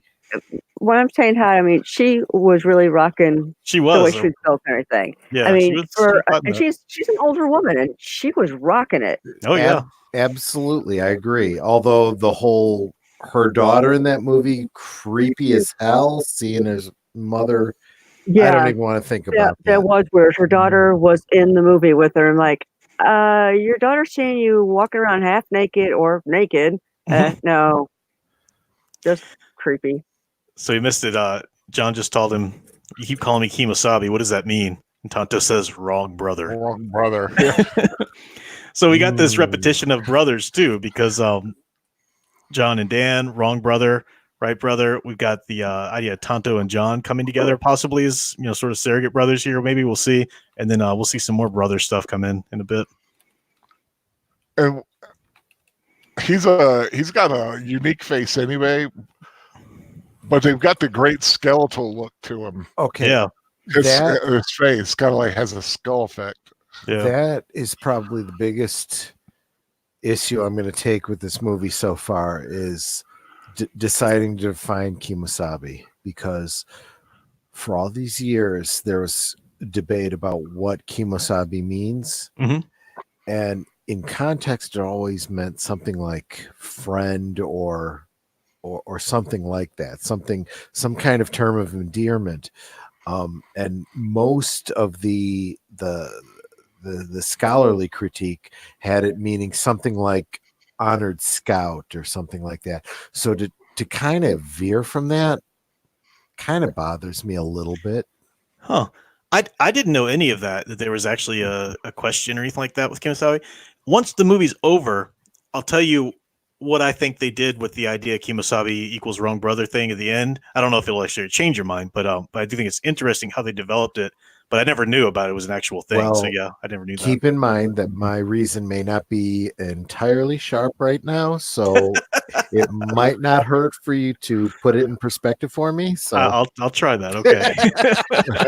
Okay, and unlike the guys who were theorizing, I actually Googled it to find out what it meant. Okay. According to Google, it says, actually, Kimosabi comes originally from the Spanish El Quimasabe, which means he who knows much, run together by English speakers who don't know Spanish into Kimosabe, or just, actually it's the same word, why is it down here twice? I don't know. As opposed to Tonto, which means, Tonto saying it, which meant stupid. Huh. So there you have it. Yeah, they According reference to the name Google. they reference the name of Tonto and the meaning later in the film. okay, we just missed a great scene here because that was very, very well filmed. Yeah, well acted and everything. He orders him, the traitor, to do the ultimate betrayal and kill Dan's children, but he lets him go. Oh.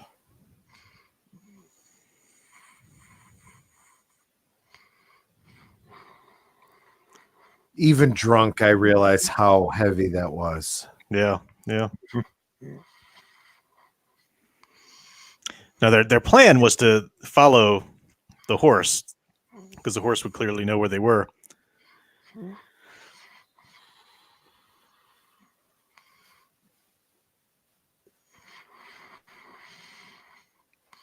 Yeah. So we're getting at why they wanted to murder Dan. So beyond just Cavendish's revenge. Professor, Tonto is Comanche, is that correct? Yeah, yeah. This movie establishes that firmly. Ooh. That's not good.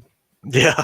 Well, they're following this horse, and then they stopped because they wanted to see what this horse was going to do, and I guess it didn't want to live anymore. Yeah, the much desert, not enough water.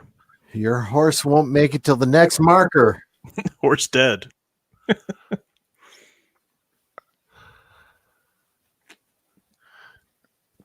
I like that you see the friendship between John and Tonto has a lot of ups and downs as it cements. I think there are times where they just go their separate ways or want to go their separate ways. They have some fights here, stuff like that. And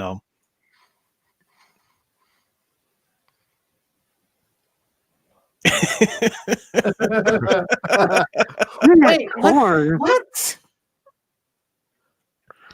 I love this framing. They walk separate ways, but in between them is a spirit horse, right? This thing that bonds them. What?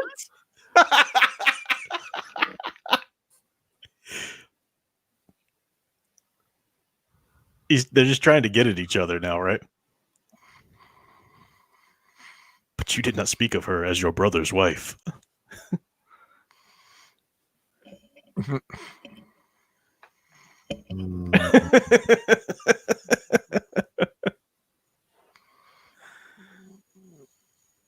This is good too, right? Because John's trying to give him our cultural standards. No, she's his widow. Can't be with her. That's not done in society. And Tonto says, so it's better she should live alone then. Well, no, not that either. But, again, it's just that picking at the norms that John's trying to bring over.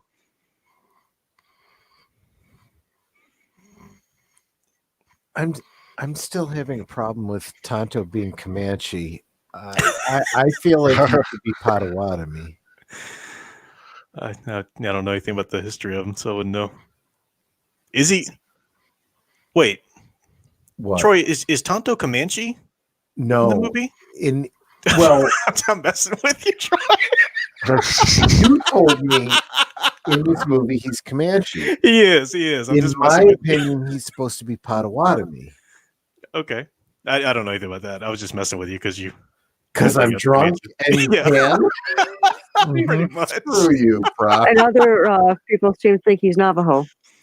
Oh, okay. Wait, who said he was Navajo? When I Googled up Kimasabi, somebody asked what Kimasabi meant in Navajo. Huh. Interesting. You're right. They have looked to Navajo for the meaning of Kimasabi. Which Skipper Kenner says is a type of Polish sausage. Wolfton Media, no, Al's not asleep. He's just breathing. That's just. I'm just letting Troy and the professor goad each other. And Troy's too drunk to know he's being goaded. That's the fun kind of goading, right? And he only had one. I wouldn't let him have any more than that. Well, in fairness, it was a strong one. So, since the quote unquote Comanches violated the treaty, now we see the railroad going through Comanche territory. So now you know why maybe Cavendish's gang, might have been trying to. So they're actually playing with real history here because they did put the railroad through because the Comanche attacked, and they used it as an excuse, but I'm still slurring my words. No, you're right. You're dead on. And we got the cavalry coming in to aid the railroad company. I hear you have an Indian problem. I like that colonel there too, because we saw him just as soon as he stops, he takes a brush to his coat. He doesn't like being dirty. It's a interesting thing we'll see here. Skipper Kenner said, I think he was Potawatomi in the original radio broadcast. He's been retconned. Well, that sucks. So I thought you said I could be shot. No, I said you couldn't be killed.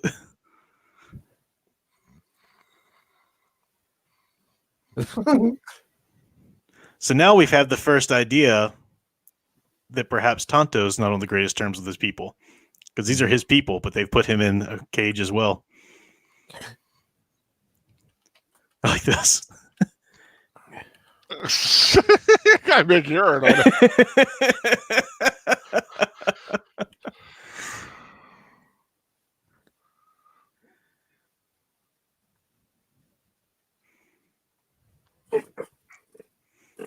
She says, if civilization isn't working with the savages, then you're not using enough civilization. Wow. And that really was Johnny Depp? Yeah. I mean, damn, that's good makeup. It is. Just look at his mannerisms. Yeah. He acts very similar to the way he does as Pirates of the Caribbean, the kind of ditzy you're guy. right. You're absolutely right. But I mean, you think about movies like Prometheus and you go, how could they get it so wrong then? Yeah. They're like, why is he trying to give corn to the dead animal? He's trying to be Tonto.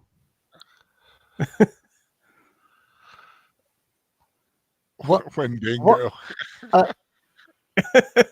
Okay, these are the kinds of scenes they used in the promos that kind of made me. Yeah.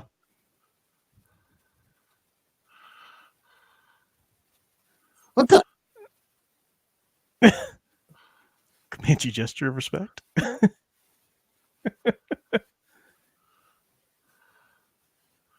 He speaks English the whole time.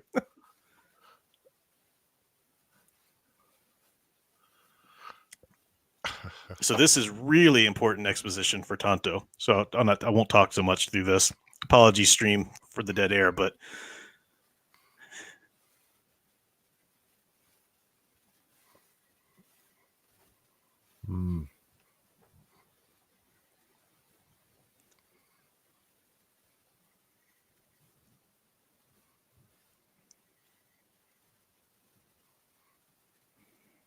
I like how he's describing the broken mind while he's fixing the clock or the watch. So he's saying Tonto is insane? Yeah, he says he's gone crazy, so to speak, and here's the story as to how or why, according to the chief. So Tonto, as a boy, found these two white men in need of help, brought them to his village.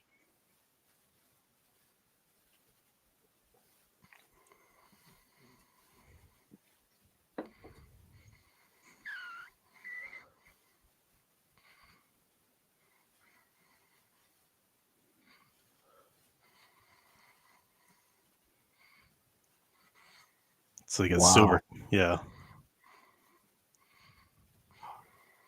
So this is the origin of the Reed silver mine. Mm-hmm. But look at, just pay attention to the mannerisms of the two guys. Yeah. Who have you seen do that with a pocket watch? Yep. And I got it. yeah, the railroad guy, Latham I'm Cole. not that drunk.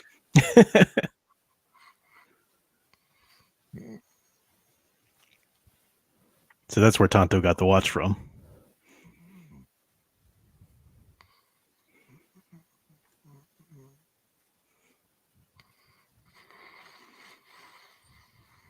Thus, the origin of the Green Hornet.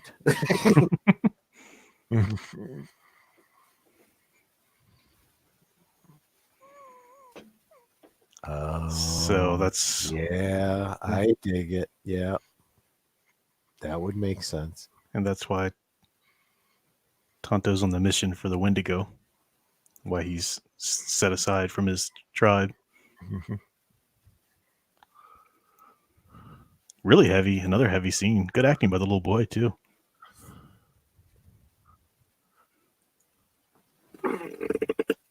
Now, if he hadn't shown him where the silver mine was, his people would still be alive. Exactly, yeah. Yeah.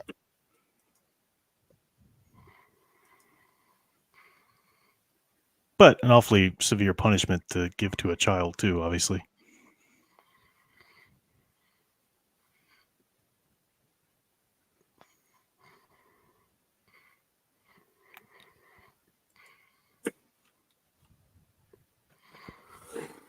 And here we have the origin of his bird.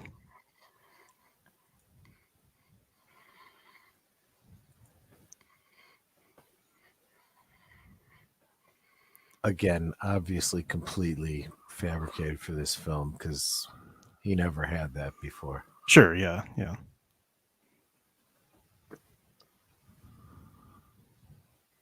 Oh, okay, got it. The Makeup. The stripes, yeah, got it. Mm-hmm.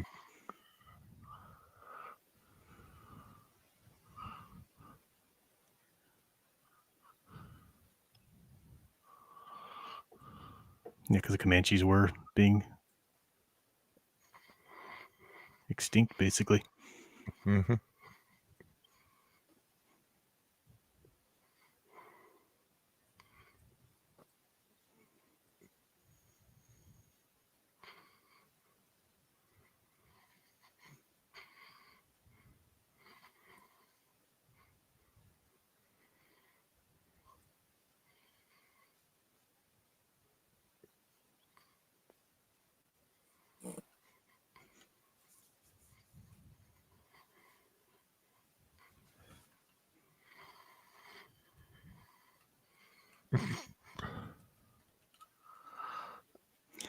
So Why they come up? But I think that's such a sad and rough truth when even though it's revealed that it was lie, that Dan was trying to protect them, but Dan was murdered. Mm-hmm. The Comanche, the Comanche chief especially knows, even if you go back and tell the right people that this was it doesn't matter. Somebody else will come along and sell us out. It's clear the way the winds are blowing, And this is a lesson that John has to learn. Like right here. Oh, cavalry, we're saved.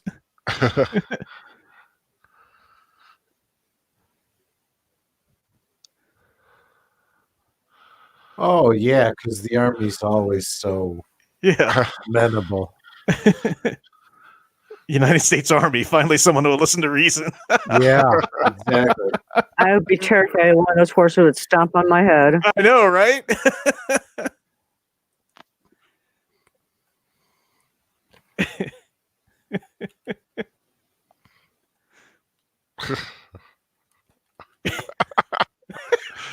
I like the little head shake you did after he said it. I know, like idiot.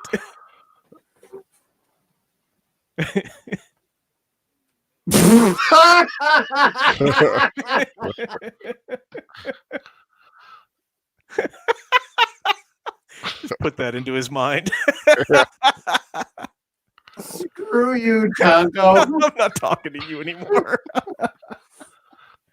Oh man, I love this movie. I just love it.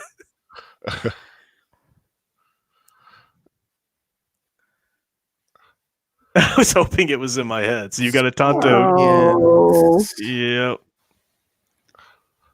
Nature is definitely out of balance.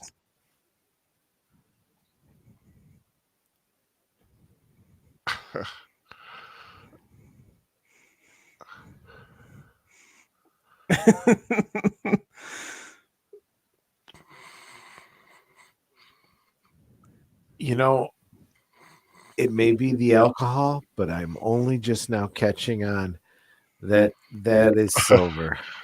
Really? Really? Ew. First of all, it took you this long to realize that's silver. He'll eventually call him Silver.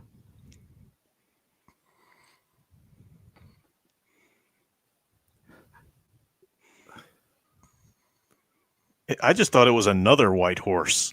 That would break his teeth. I know, that's gotta hurt, right? That makes me hurt just watching that.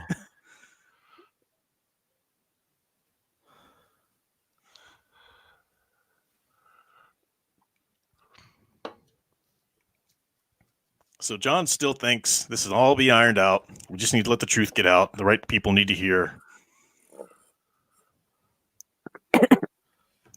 I like that. So you're going where the river begins.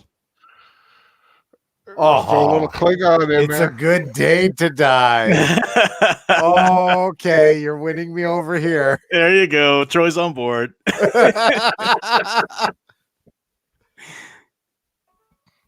Nanette, we're slowly getting Troy around. What are you thinking about the movie thus far? Or did you have any kind of preconceived strong notions before you went into it? I actually don't remember the movie, so I didn't have any preconceived notions going into it. But I'm actually kind of liking it. Good. Okay. I like that mountain formation. There's just the certain quirkiness that's in there I like. Yeah. It's not as bad as I expected it to be. I thought that the whole Johnny Depp thing was going to be more over the top. Yeah. You're absolutely right in how it was marketed. I know. I didn't really pay attention to the marketing back in the day. I know. It's gross enough to taste your own blood, but then taste the shaving cream. Yeah. Yeah. I know.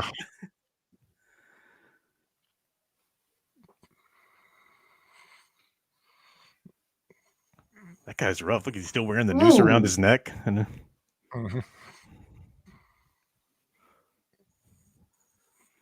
You stole that from The Fifth Element. The noose thing, or no? Anyone else want to negotiate? Oh, yeah. It's been a while since I saw that movie. I need to watch that again. Yeah, that's going to be a real watch one of these days. To go in there and show him there's nothing to be scared of.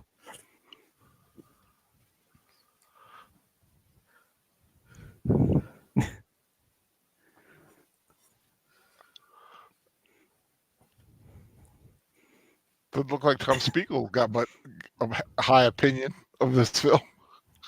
Where's Tom Spiegel? Just a big waste of time to that amazing train sequence at the end. Well, at least we can agree on the train sequence is absolutely epic. See, channel members have earned the right to to say such things. No, I'm perfectly willing to agree to disagree. Although I will say, from the objective side of a piece of art, I do, and I will argue that this film is artistically done and well made, even if it's completely the wrong way to handle the Lone Ranger, in your opinion. For anybody, the proverbial you. But I can't really argue that until we finish seeing it and I tie it all together. I love that. The little flashes of light and stuff we see here.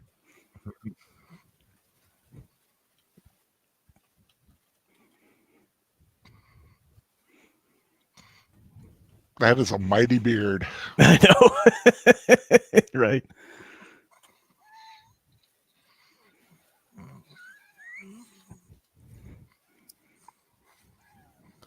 Now look, a bird is actually flapping, right? I love those little flashes and stuff.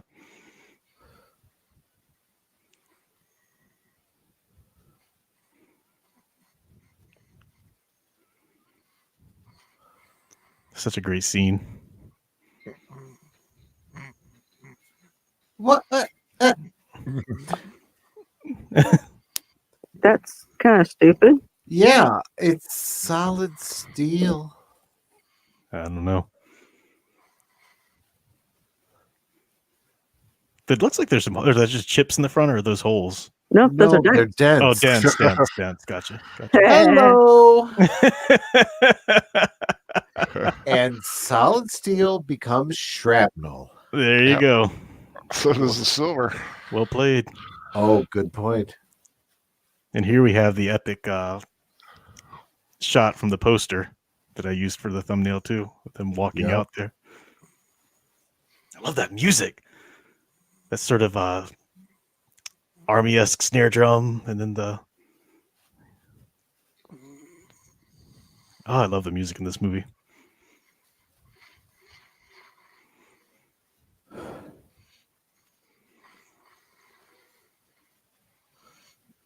One listener would love to hear an analysis of The Good, the Bad, and the Ugly. I actually wrote a paper on that film in my high school film class.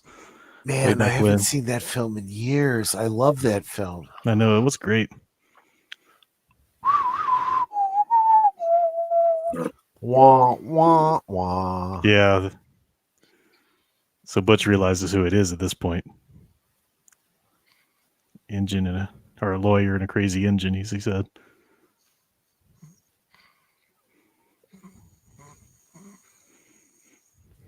Exactly what I was thinking. You don't shoot him, you beat the crap out of him.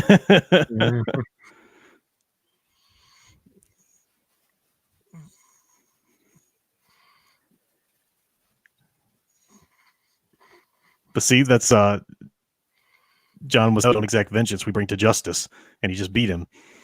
So John's still on this journey dealing with himself. Tonto wants him to go ahead and take justice. Like that, finish him. I love the fact that Nanette brings the Mortal Kombat reference. Tonto said it first. He handed him the gun, or tried to hand the gun, and said, finish him. Troy, you Jax. Fatality. Is Skipper Kenner's still in there? Yep. He says he's got to turn his keys in case he gets busy. Yeah. Have a great night. He's at the firehouse tonight.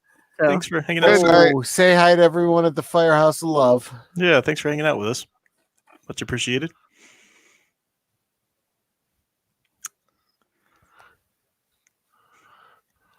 Like, so make up everything. Right. Oh, that's a line. It is a line. And now Butch Cavendish realizes, wait a minute. You were that kid. But the idea here is that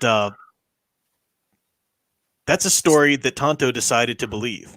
Yeah. He decided to believe that this is when to go and this is my duty, this is my mission. And you can say, well, that was a lie that he chose to believe in. Well, is it? Let's just let the whole film play. Is it a lie? And look, think about the things that you choose to believe in about your life and your purpose and whatever. The film just asks so many great questions. I'm trying not to get ahead of myself or to give anything away towards the end of it yet, but just sort of building it as we go along. It's just, I love the way it develops this.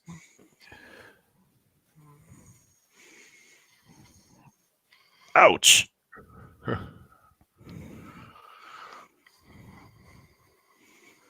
Well, there is still a bit of duality there. He wants to bring him to justice, legal justice. Yeah.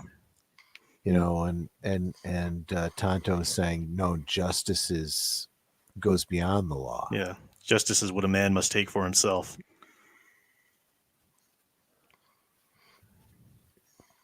Rebecca, that's her name. I keep forgetting her name of her character, Rebecca. Yeah. Mm-hmm. Here, have this water with iodine in it. It'll make you feel better. Was this role originally supposed to be played by Bill Cosby? Oh, boom, boom.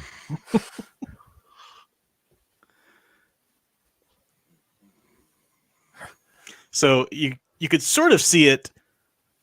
Not everybody got it though, but the person who quote unquote saved them from the Cavendishes there was Latham Cole there. Ooh.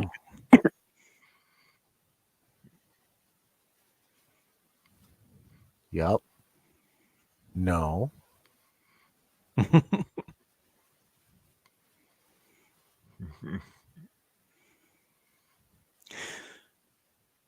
Oh, wait. But I like the way he explains this since the time of Alexander the Great, as though the railroad, the businessmen behind the railroad thinking of themselves as just as important or epic to history as someone like Alexander the Great. And from a certain historical perspective, it certainly was an important development and so forth. True. But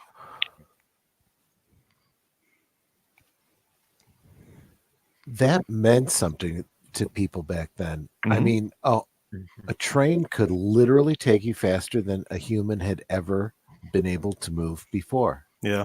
People don't think about it too much because they're still around today. But then they're still being so obsolete, but still around today, But yeah, it was the cutting edge. Okay, I want her dress. It is nice, gorgeous. isn't it? We can make it.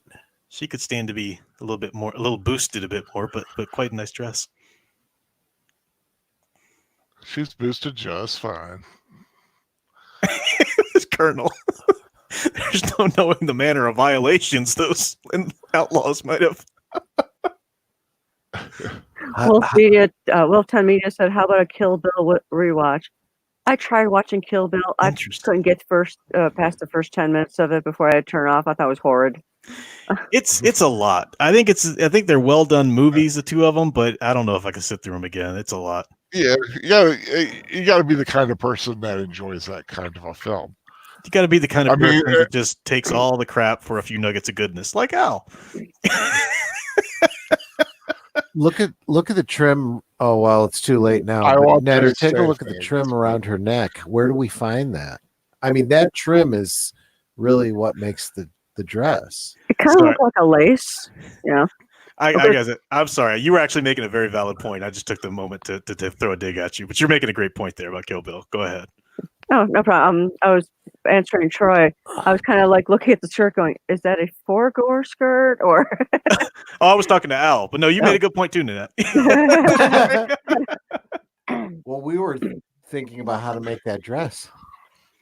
We could. I'm trying to decide if it's a jacket with the top underneath and then the skirt, or if it's just a jacket and skirt. I've got the movie. We can go back and look at it. I can sketch it out. Cool. Al, I guess the moment's gone, but sorry, guys. got your point about Kill Bill. This is what happens when you get a couple of costumers in your stream, I love the past 5 times I've tried to address Al, Troy and Nanette answer each and every time.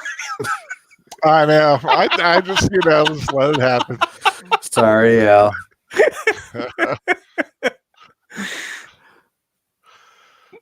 I just wanted to hear his voice because I felt like I slammed him pretty hard.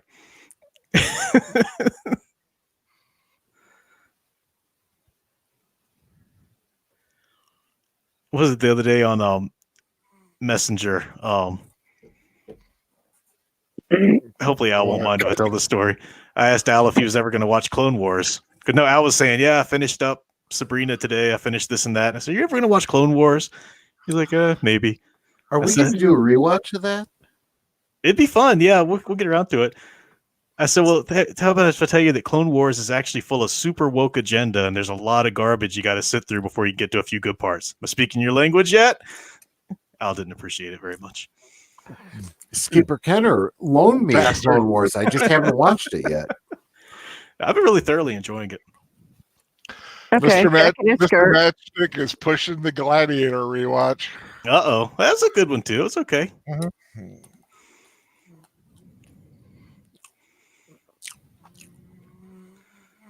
Like she rips that skirt. It's black and burgundy. That's why you like it. Well, that too. My Hey, save some of that for me. Oh, the meme that I put on Twitter earlier today, I tagged Al into it. I should have tagged Troy and that in it. I love this. Which one? Oh, the costuming? Yeah, the one about the head turn guy. Yeah. Like he's a stupid white man. All the Chinese men. Yeah. You guys would actually appreciate that meme, Troy and Annette. I'm looking now. I like that glassware. I love that whole train car, right? Yeah, I gotta say, I was just thinking, I was like, man, having a train car like that, just all your stuff, that's what I need. I need a train car. Yeah. Yeah, the train car from the Wild West TV show.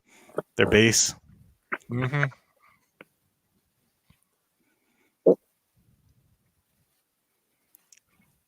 I love Latham Cole's story that he tells here. You said you posted it today? Yeah, it was right before right before the stream link. Well, tell me, so what about Battle Royale? Gogo Yabari's in there? I don't know that one at all. Sorry. No, just before the link for tonight was last night's book study. Really? Yeah, that's all I'm seeing on Twitter. Here, I'll share it to the screen. Oh, wow. Oh, you know what? Since I tagged Al in it first off, you might have to go to look at it on his screen. I hate it when Twitter does that. Got it. Yeah. It's in your photos. Photos, okay, yeah. Me watching a movie, costume details, the actual plot.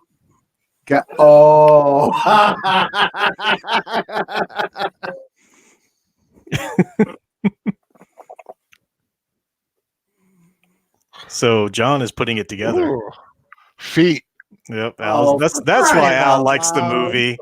That was sold out. Al the whole time I was watching this was thinking, I don't know about this film until that one scene. Oh, feet. And this is why women shouldn't show their ankles, because Al.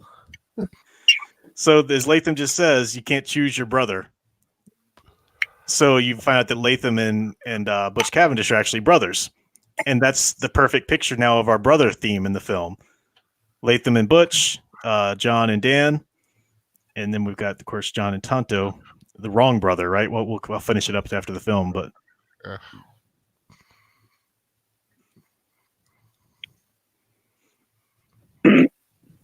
so there's the whole plot tied together.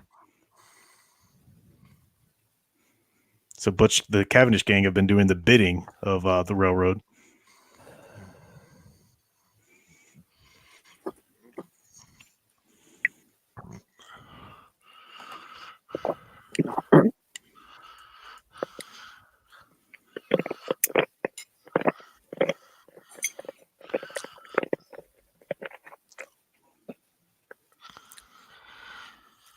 Now, poor kid. I mean, he's like this. What does he know to believe, right? True, but this is a great illustration of why a gun is the great equalizer. Yeah, right.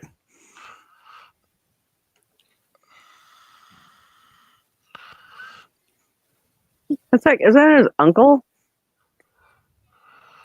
Yeah, John is his uncle, but he hasn't seen the first time he ever saw John was when John came back in the beginning of the film because John had been away to the east.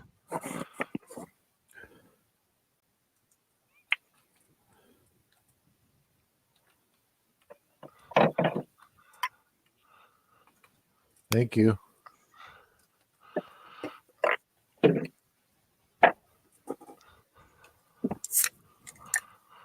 This one won't open either. Oh, there we go. What? Wait, what are you opening? I'm trying to Can open tab. a tab, but it's like Yeah, somehow these messed up. cans got really deformed, and I'm trying to figure out how that happened. Oh, yeah, I hate when that happens. Yeah, 2 of the cans I tried to give him have deformed tops. Now, this is an interesting scene here. Yeah. I like the visuals of everybody pointing the gun at each other. You see the different levels of corruption that are going on here. So John's trying to appeal to the military. You don't work for the railroad. And the colonel says, but if what you say is true, then that means I've slaughtered so many people innocently. Wait, and I love that. Who's that actor? I don't know, he looks like General Custer, though. No, Yeah, not they him. did His name him is- after Custer. Barry Pepper. Latham Cole or the colonel? Not the colonel. The one who, the older guy. I don't know. The character actor I was talking about. Yeah. Yeah, I want to. I the name in my head is not him, but I can't think of who it is, or I can't think of his name. But he's been in a lot of different things. Well, that was a waste Google of it. silver. That was what? That was a lot of silver they just knocked over. Yeah, indeed. And are all the people you think are the good guys corrupt? Pretty much. Yeah, that's what it looks like. Yep. Which isn't a far cry. I mean, when you From talk real about life. the Old West, yeah, I mean, Yeah. it was a little ambiguous. Now John sees a bird in the cage. Yeah. Again, the bird imagery. Yeah. Is it worth 2 in the bush? Be good, Al. Be good. Yeah, I was just thinking that too. What? Good, he missed it. Never mind. Never mind. He missed it. I'll be good. Tell me what I missed. No, we're fine. No, I was trying to find Look, out who a the actor train. was. Annette said the bird in the hand worth 2 in the bush analogy or saying whatever it was.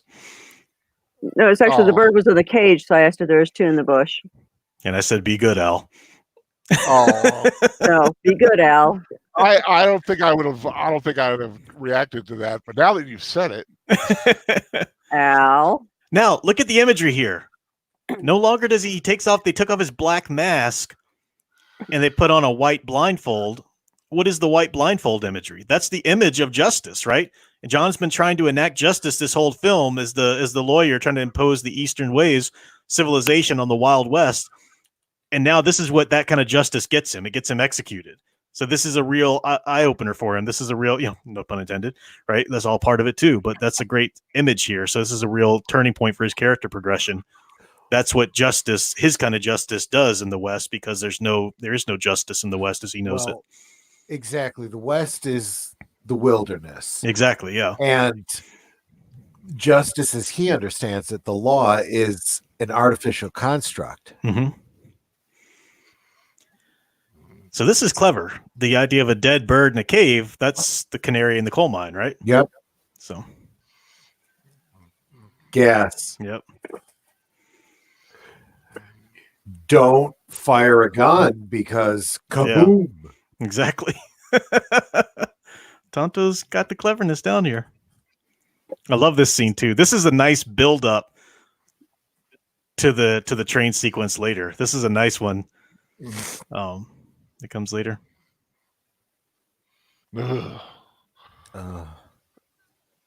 Ooh. Yeah. Nothing accomplished without sacrificing. Good boy. Ouch.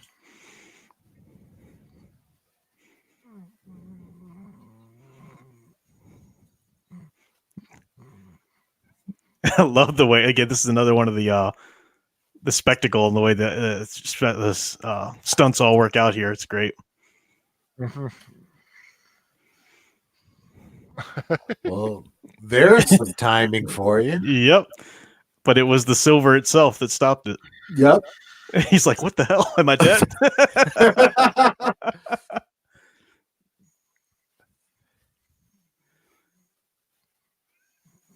he sees the bird seed. Tom Wilkinson. That's his name. That's his name. Okay. Now they hear the Comanche's war cries.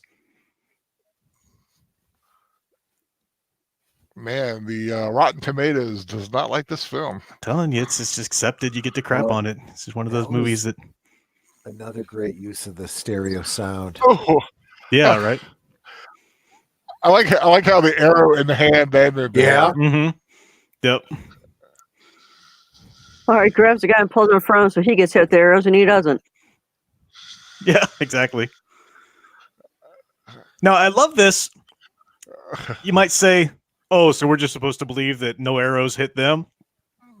Well, again, if you're Tonto, and if you believe that you're on this mission, guided by the Great Spirit, then it makes perfect sense that you would assume that you're not going to be hit. Spirit Walker can't be killed in battle anyway, according to his belief, right?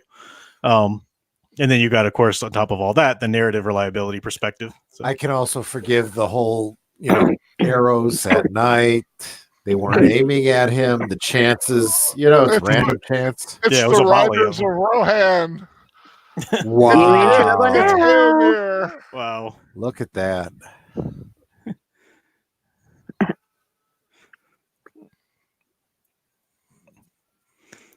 Now, Ooh. basically, what you have here, too, is the slaughter of this Comanche tribe, which is pretty deep and rough. And we get a good, solid beat for that, too, again, at the end of this.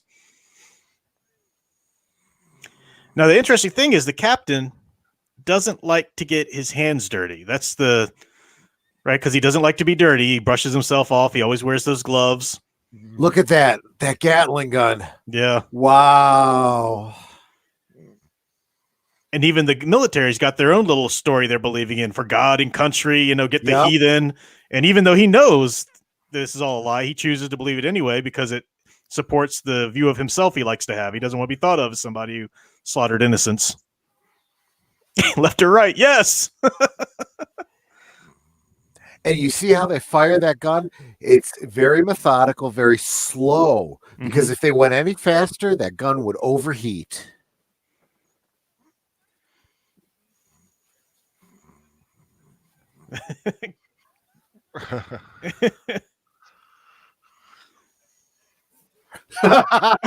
These two have a hard time staying dead.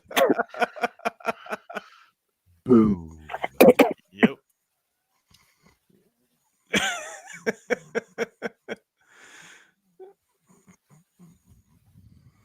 That's intense.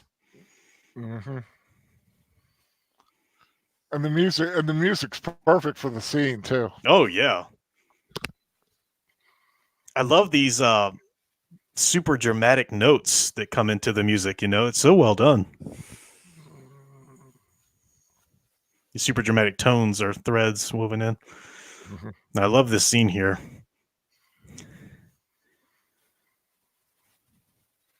You got chief versus chief, right? Leaders of the armies clashing. Man, his hands are dirty now. Mm-hmm. Yeah. His pristine white glove. And again, look at just what happened. This utter slaughter. The music stops. We allow it to breathe. Think about Man of Steel that came out. There was no moment to breathe, no pacing. Never. Krypton explodes. Clark on the fishing ship going down in flames. What's the next explosion? One after the other. And now we've got the real pivotal moment for John. This is his real becoming of the Lone Ranger.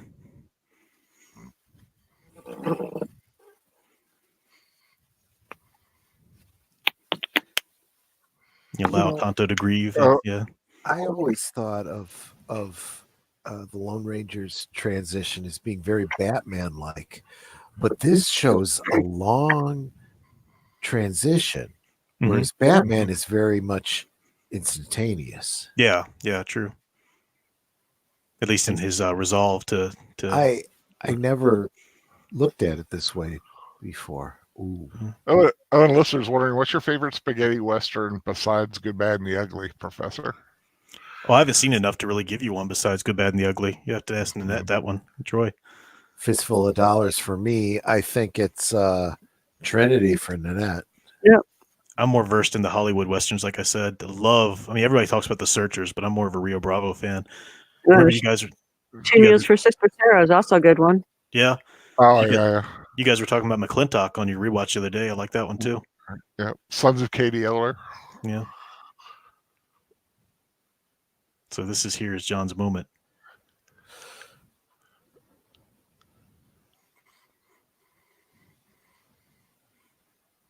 Boom. There it is. If men like him represent the law, I'd rather be an outlaw. And that is why you wear the mask.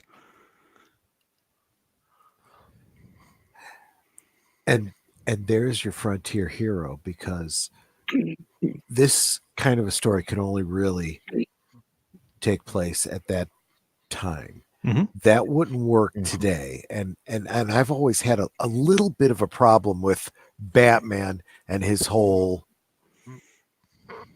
being above the law kind of concept.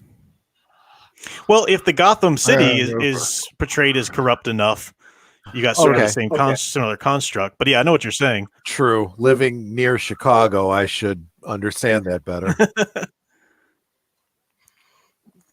We've also got so the frontiersman straddles boundaries, as I've said. So we've got straddling the boundary of law and outlaw. We've got the straddling the boundary of life itself as a spirit walker, the one who's been dead and come back. We've got the straddling the boundaries east and west, battling the boundaries of cultures. East and west, yeah. That's what this scene is right here. Mm-hmm. Literally. Excuse me. Those are some mighty mutton chops. You want a pair, don't you, Al? I'm very happy with mine the way it is. But I want to see them drive the golden spike here. To have it. Yeah. I like that guy as an actor too. Yeah, it's like I can't remember his name, but I've seen him in a bunch of stuff, and he always does a really great job. Golden spike, there it is. Yes. Stephen Thank you. I'm gonna grab a soda before this epic scene. I'll be right back. Yeah, the actor is Stephen Root. He's been on a lot of sitcoms and movies too. This is another one of those great scenes where they take a fictional story and weave in actual history. Like, oh, we are gonna hightail it out of here. All right, I'm back.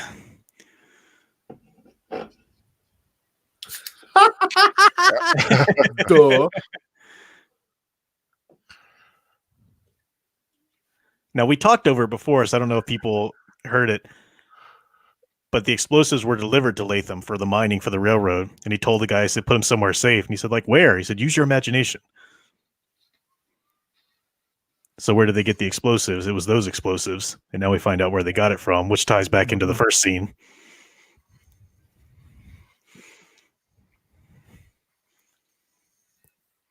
So they weren't stealing money, they were stealing nitroglycerin. Exactly. Yeah. All your perception there.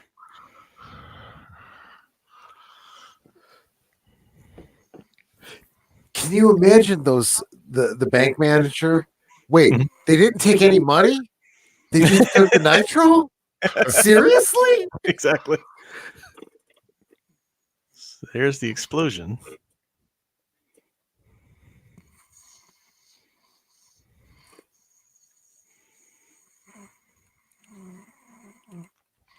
It's a little weird that I guess most people don't know what he looks like. I was going to say Cavendish is walking around, but there. But I guess most people don't literally know what he looks like. So. Mm-hmm.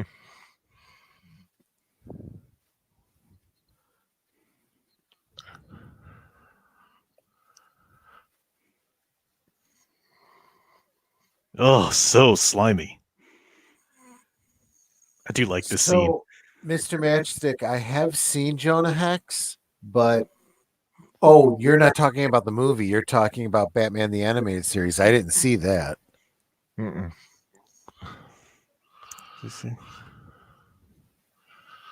I don't think I remember that episode right off the bat either.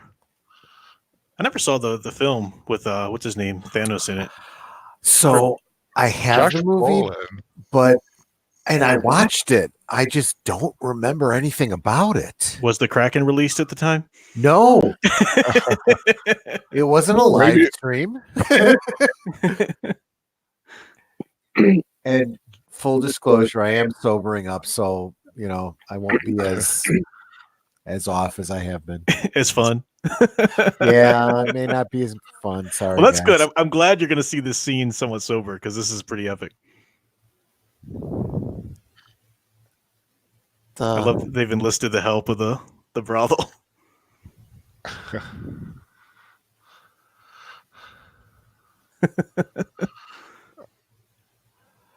Again, Yeah, the way she makes a prosthetic so sexy is I know, just right? bizarre. Like, color me fetishized.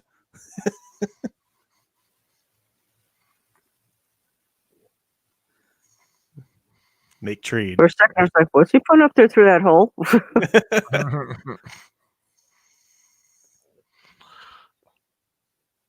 It's like, you gave me a bullet, I give you a grape. Give him Ooh. a silver bullet, no less. I like got the joke comes back. These are Lots pickles. of pickles. That's my kind of wagon. So Latham Cole is telling them basically that I'm doing the hostile takeover. This was that silver reaches the Ow. yeah. Like my gluteus.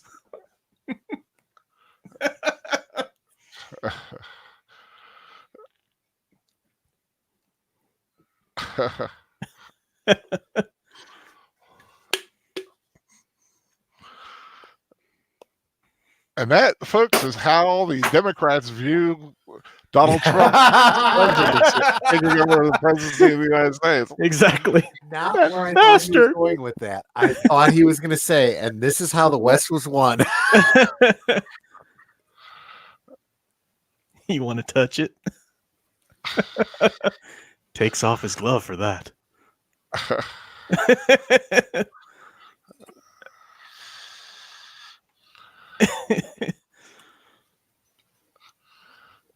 Like this.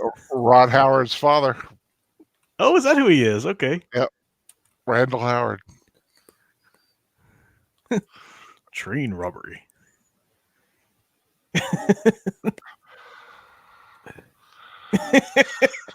How high does it go? This is just so perfect.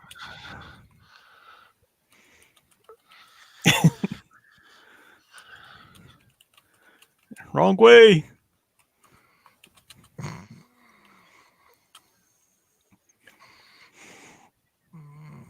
So they're stealing the train with the silver, because that's where the silver is attached to.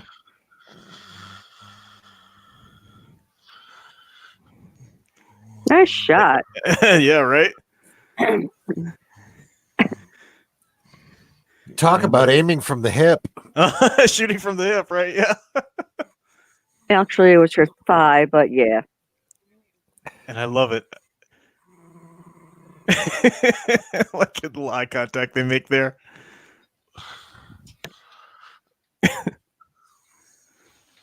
So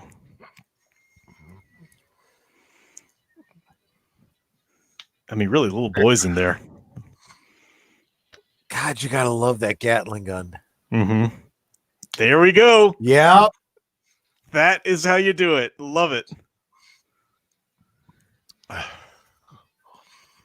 Now we're going to see, this is full Lone Ranger mode here. We're going to see him shooting well, using the whip well, lasso well, and all that kind of stuff. And again, you might say, I thought he hadn't touched a gun in 9 years, blah, blah, blah. Well, part of it is, okay, well, he was raised doing it, so maybe he tapped into those memories. But the other part is he's chosen to believe that he's capable of this now. So getting back into the story, we'll see some dialogue here come about in a bit that'll play out. But this is one epic scene with the music. It just keeps going. We hear the whole piece of music. I'll tell you that. This is from beginning to end. We hear the entire piece of music while we have this wonderful action scene.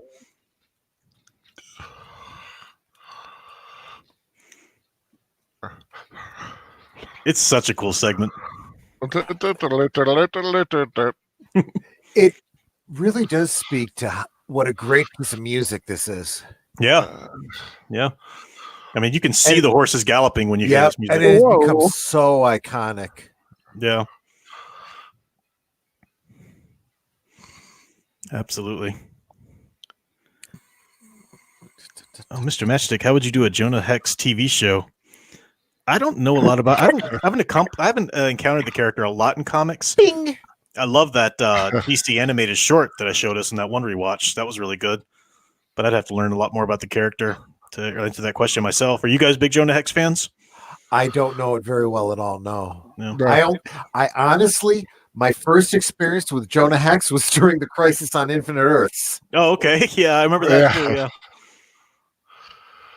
I know Like Sideshow on Legends. Yeah, it was a legend. Yeah, episode of Legends. Yeah. No. I mean the original Crisis on Infinite Earths. You goofs. I like his face when he accidentally hits her.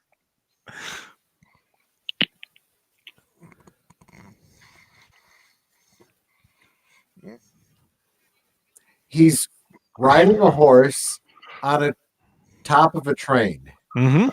Next thing you know, they'll be riding horses on a spaceship or something.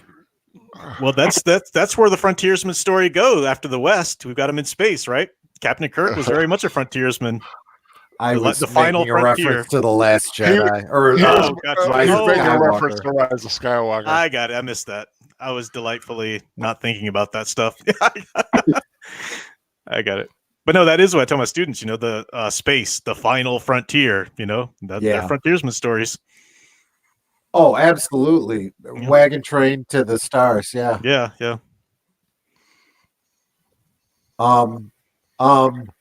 Yeah, right. Perfect timing.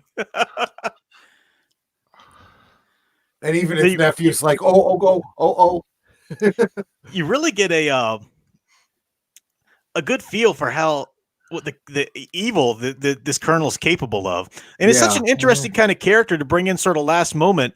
Normally, you advise against that, but it's important what he stands for in the film. He stands for the military. Yeah. And are they capable of being corrupt or not? And we've already seen him choose to believe a lie.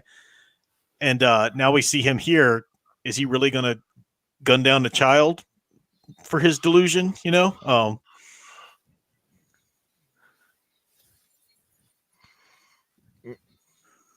Bam. Oh, it's so well choreographed with the music. It's so good. It's just so well done. I can't hit anything but glass. Hendrik says Kirk was always exploring the females, aliens he encountered. There's something to be said for that frontier too, gentlemen. I like the little relationship between the kids. But see, those little moments, when you earn them, they're perfect. Yeah. If you just throw them in when they're not unearned, when they're unearned, then it feels like it's just a stupid comedy, right? But if you earn them, they're great. At a different stream, I'll debate you guys about Kirk and the women because I think that's overblown. Oh, I'm sure it is. I wouldn't necessarily debate it otherwise. It's just it's one of those fun things it's like the stormtroopers can't hit anything, that kind of thing. Okay, that was there's a wow.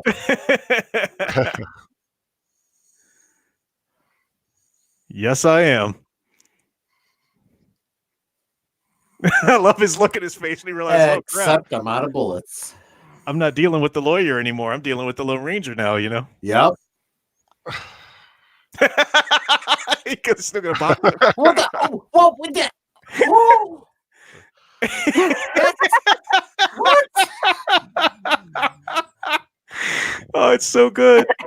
I love it. Ooh. So Tonto's trying to get over there to help. If that was balanced correctly, that would do it. Oh, yep. Bad.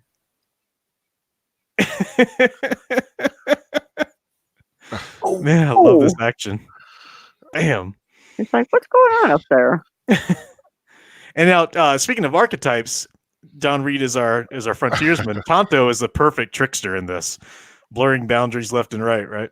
Yeah. I never would have thought of him as a trickster before this movie. Yeah, I'm sure he wasn't portrayed as that in any other telling of it. But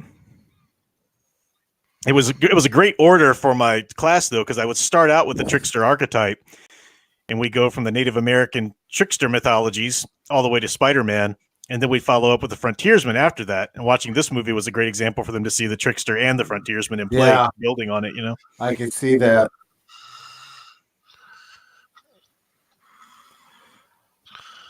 It is a huge thing that this is told from Tano's point of view. And again, I can accept that this may not be exactly accurate. Mm-hmm. Yeah.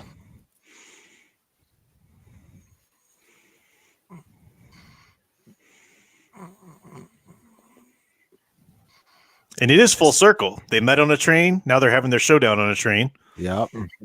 It's a good symmetry there.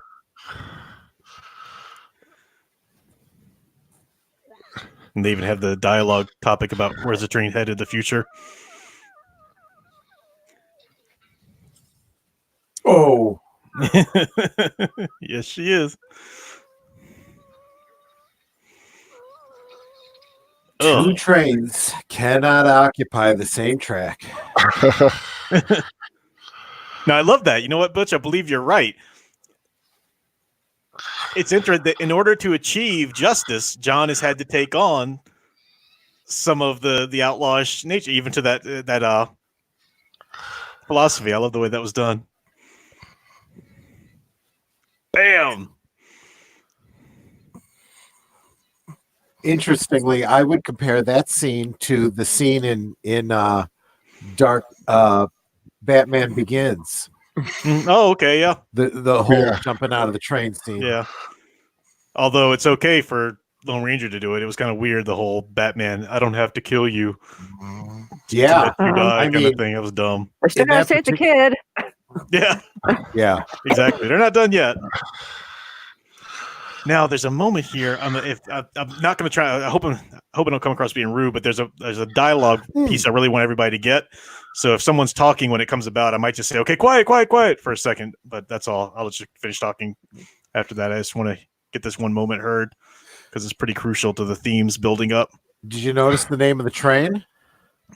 Constitution. Yeah. Constitution. Oh yeah, good. Yeah. Now that bullet comes back that Tonto had given him. Love it. If you're going to do a little joke like that, make it come back. Now hear the music. Now suddenly we get more of an emotional strain in this music. And this is... He's about to shoot Tonto. I'm a spirit walker.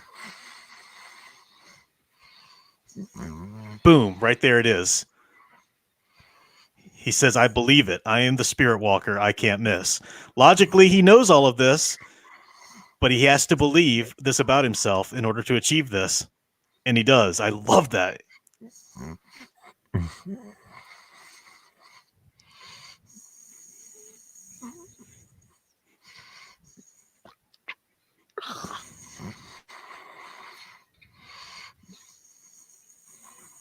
Bad trade. Great shot to get the pin out to the I know, right? Again, it Only doesn't in work that movies. way, but I can buy it. Yeah.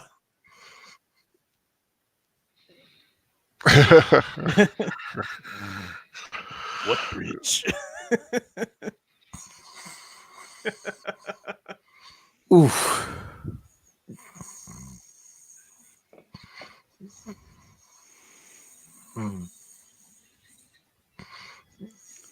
The way it goes back and fills you in and everything. And I love that Latham finally gets it. Like, boom. Just in that final moment, he realizes it. Well, that's going to be fatal. Yeah. What poetic justice to be buried underneath the silver that he was so... The silver and the train. Mm-hmm. Yeah. The railroad and all, yeah.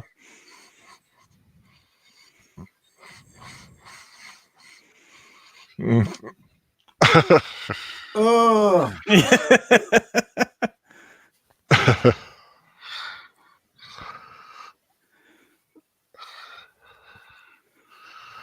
Oh, it's so good. Oof. The entire piece of music. I mean, that's damn fine filmmaking. Da, da, da, da, da, da.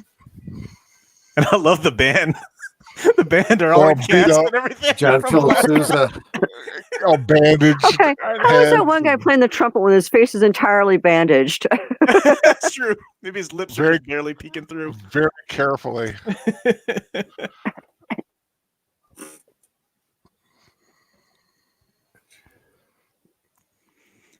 So at this point, then the scheme of the Latham Cole has that's been revealed, right? The corruption has come to the forefront, and it all is well. And he says, "Here in a second here."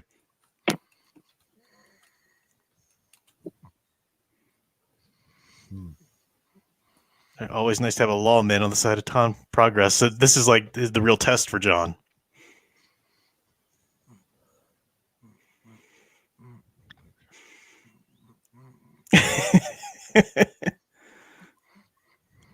Not yet. Yep. Calling you a spirit horse.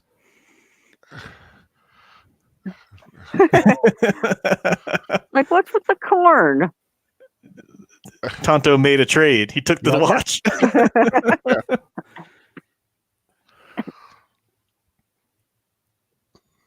Have a nice moment with Rebecca and Danny.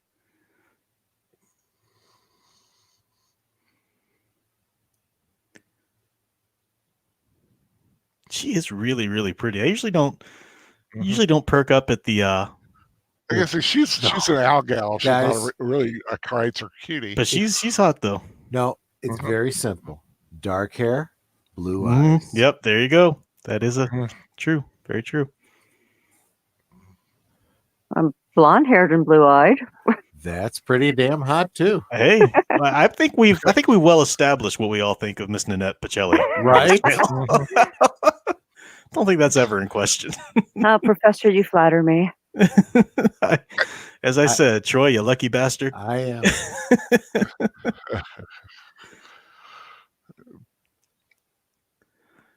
Now, I love this. They don't end it here. We have this great moment here, which really is needed to cement it when he meets back up with Tonto. Mhm. And all of these scenes, they're filmed in the Badlands. Mm-hmm. Yeah.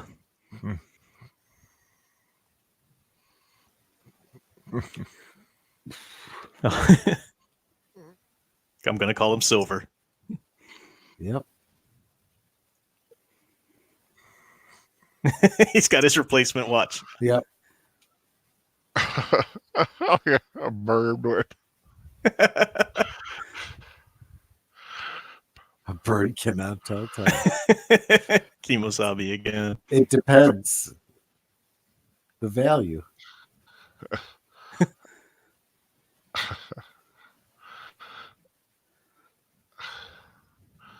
Mask of Justice. No. Evil buddy. You know what Tonto means in Spanish?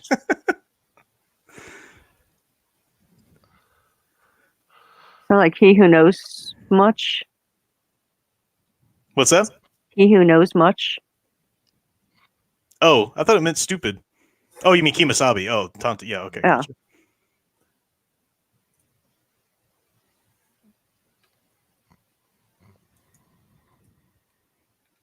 And this is really important here.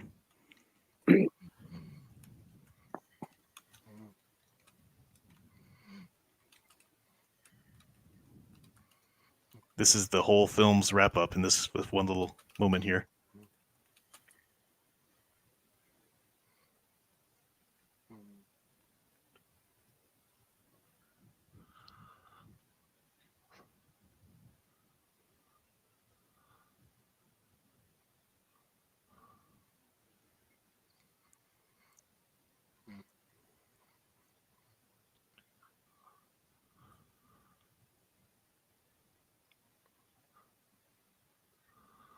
Huh. And I'm letting this play out. I know it's a bit of dead air, but I'll talk about it in a second.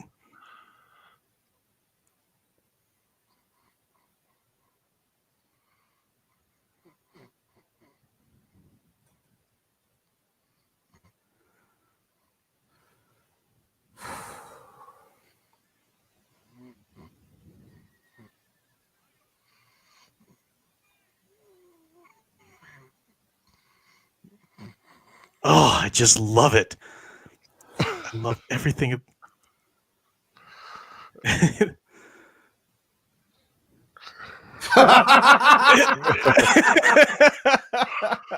Don't ever do that again.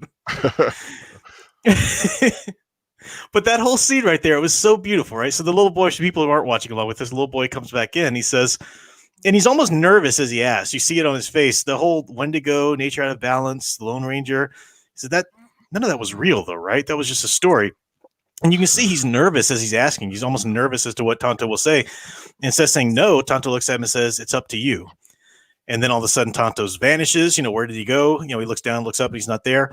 And yet he sees the bird alive, flying off. So now it's not just Tonto, an old man, and his tainted memory. Now the boy's solidly in his perspective there. And what did Tonto say about the bird? He's not dead. He's just waiting for his spirit to return. That's not the same thing. And this ties together with this question about the stories. Was that right? Was that wrong? Stories themselves, the stories we tell each other, they're our way of waiting for the spirit to return. We keep telling stories about heroes and about good triumphing over evil because we're waiting for the spirit to return to those stories and for them to happen again in our lives. That's what mythology does. That's what it's there for. So it's vitally important how we answer that question. It's up to us. It's up to us. Do we believe in the Lone Ranger? Do we believe in this? Not literally, of course. I'm not saying go to a nut house thinking that, these things exist in real life and everything, but you do have to believe in some level in the stories that you tell yourself and the stories that people have told each other. That's why cultural mythology is so vitally important. And going back to the whole Kemosabe thing, we had the theme of brothers, John and Dan. We had Latham and Butch. These were two sets of brothers, the bad guys, the good guys here. And yet Tonto called John Kemosabe is the wrong brother. You're the wrong one. You're not the one I would have chosen. It's not right for an Indian and for a white man to be going around that close in that time or whatever. They've decided that it's okay to be wrong brothers. They've chosen the wrong brothers over the civilization. John chooses Tonto over the railroad there in that position that he's offered. He chooses the wrong brother, quote unquote. So that's where that theme kind of ties in together. Again, I had no idea that Kemosabe was an actual big thing in the mythology of it. So I totally get people who have an issue with that, but it's so perfectly tied together in the end that, again, even if you don't like this portrayal of the Lone Ranger, which I totally get, that's fine. If that's your thing. I have to argue that this film was so masterfully done just as a film straight up in general. And I love what it says about mythology and stories and what we believe about ourselves. So After that's credit scene, hold on. Yep.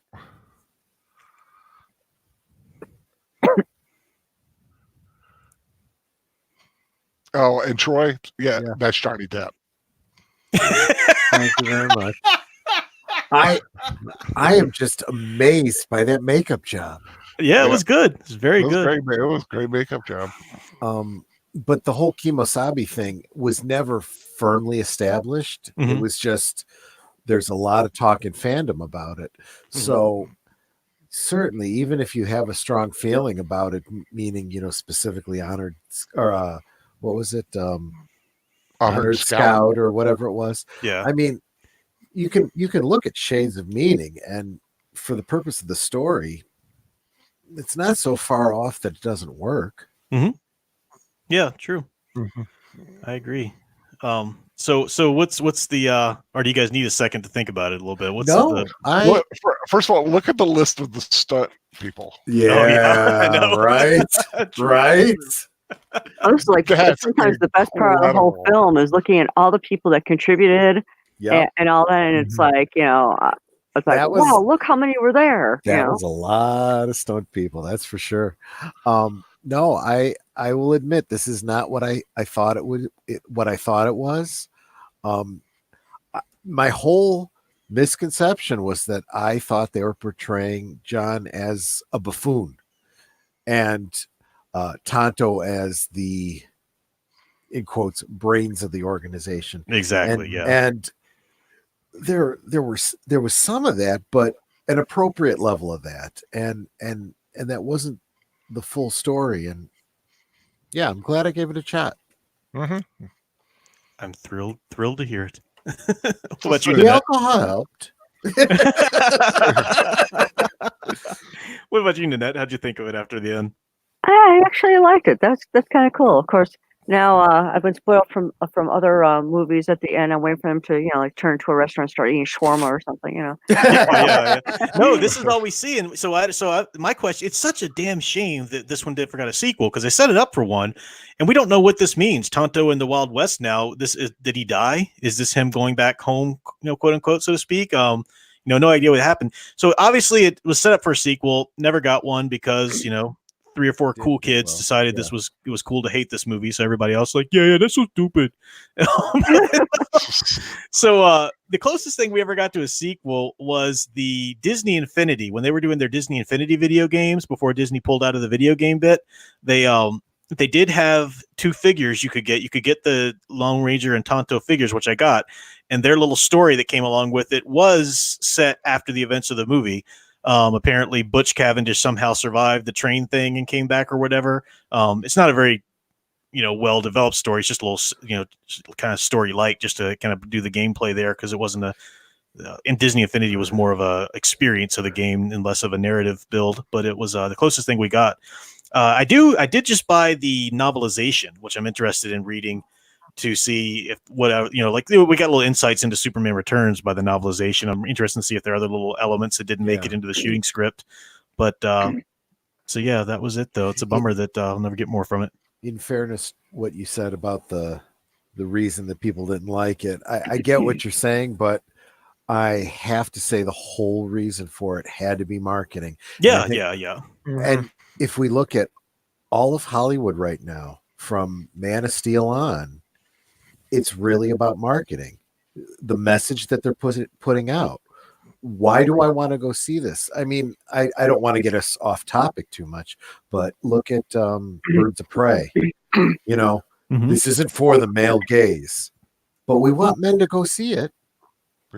Yeah, exactly. Well, sorry, you kind of marketed that wrong, didn't you? Exactly. Okay, I want to point out that we have 22 thumbs up and 24 watching.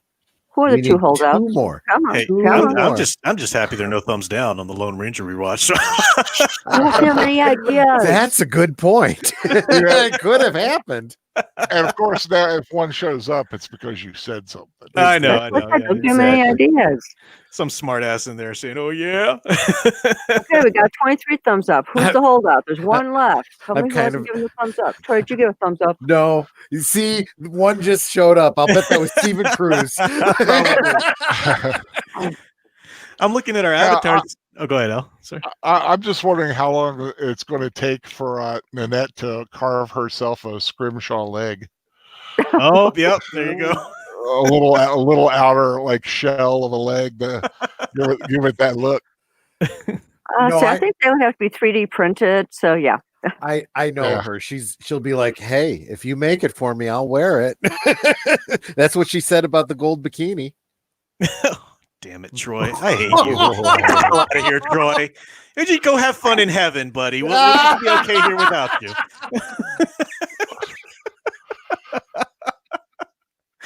Oh, Mr. Matchstick says, "Nah, I'm the smart ass." Okay, owning up to it. I'm looking at the avatars here, and how cool would it be if we had Nanette's face on red there and Troy's face? Would Troy want to be Butch, or would you rather be a different character from him? I don't know. Well, I have been a redhead before, so Have you? Have Troy be the guy who's wearing girls' clothing. Nanette has been redhead. She's had dark hair, blonde. She's been bald. Yeah, I've shaved my head a few times. It's fun.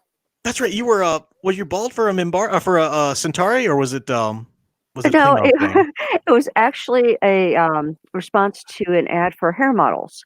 And I got there and I'm talking to the fellow and he goes, "What I'd really like to do is shave your head." And he was going to be paying me for it. So I'm like, "Yeah, it's hair. It'll grow back. Sure, go ahead." And I've done it maybe 5 times total. And it's actually kind of liberating because then you get all new hair. Mm-hmm. I agree. Having a bald head is very liberating. What I think is funny is there's a lot of times we'll watch shows where some girl's getting her hair cut and she starts crying. It's like, it's hair. It grows back. Oh, God. I used to watch that American Next Top Model. Yeah. Well, do you remember, like, in one of the early seasons, there was this girl who actually left the show Yep. because she wouldn't get a haircut? Yep. Do you realize who she is? No. Mrs. Stephen Amell. I have Really? no idea who That's that Stephen. is. That is Stephen, Arrow, the Green the actor. Arrow, Green Arrow actor. Oh, okay. That is his wife, No, Cassandra. I haven't seen her. Whose wife is hotter, Stephen Amell's or Brendan Routh's? Because Brendan Routh's wife is pretty damn hot. I gotta say. It's a good fight, and I wouldn't mind the second choice if it came down to that. You know, But, as I there is recall, something about Brandon Routh's wife too. The, Okay, this is funny. Tom Spiegel says, I bet Al wants that prosthetic leg in his living room as a lamp. Yeah. It's a major award. It's a major reward. In fact, what was the kid's name who played the Green Lantern in Smallville? His wife was a model too. Green Arrow, you mean? Green Arrow. Yeah. Sorry. We had Justin Hartley. Justin Hartley. Thank you very much. Yeah, I met them in Metropolis. Oh, cool. That's awesome. Oh, nice. Yeah. Yeah, and And in the Arrow show, they introduced Green Lantern in the very last episode. Did they really? Diggle. John so it Diggle. is. I heard the rumor that he was going to be that, but it is him, huh? Which Lantern was it? They really didn't get into it, but while he was moving, this something crashed, and he found a little box, and he opened it, and it was shining green. Oh, okay. So it was their little hint that he was going to be Green Lantern. They brought back everybody in that final episode. They even brought back Ragman. Really? I liked Ragman. Yeah, Ragman was back. Did he have his powers back, or was he just back the actor? Yeah. I think he was. I think his powers are back. That's cool. Yeah, it's such an interesting. Like I was saying before, if you watch that first season, Thank you. You can see like how far away that series developed from its original, incarnation. It's like if you watching that first season, it would have told you, yeah, dude, totally. They're gonna have Green Lantern, and Ragman, and all these. What are you talking about? You're gonna have like 3 Black Canaries. Yeah, exactly. And none of them are gonna be the actual one from the comics. Closest to the one they actually had, because it wasn't like her mom, Laurel's mom was like technically in name anyway, the real Dinah. Yeah, and then they brought in another Dinah. Yeah. Well, I had a blast watching it. That was whoa. Yeah, that was Troy blowing his nose. Oh, dude. Number 9. Well, I'm muted, but Nanette's is still on. Oh my Sorry God. about that. That must have talk about loud if that was picking up on her mic. Yeah. You guys know how when I was on Fan Man Tonight a couple weeks ago, and I went on there and I just like did everything he does on my stream back to him. Remember that? Yeah. I can't wait until I'm on Troy's channel. Oh yeah. It's going to be your alcoholic beverage. I was just saying, drink up. No, I had a blast, and I'm glad you guys could join us. It was fun. Apparently, I had a blast too. Well, a literal blast a second ago. We are doing the John Carpenter's The Thing next week. So very cool. And that's on Troy's channel. On Troy's channel, yeah. Hey, Al, have you heard from Fanman? Is he going to join us? I don't know. You never know what the fate. Is volleyball over for his daughter or no? That was like everything in the world was depending on his schedule for that for a while. Well, I don't know. He's not sure. I think he's going to try to do my Bloody Valentine next week, on the 8th. I think he said, because he's not sure about the 14th. Gotcha.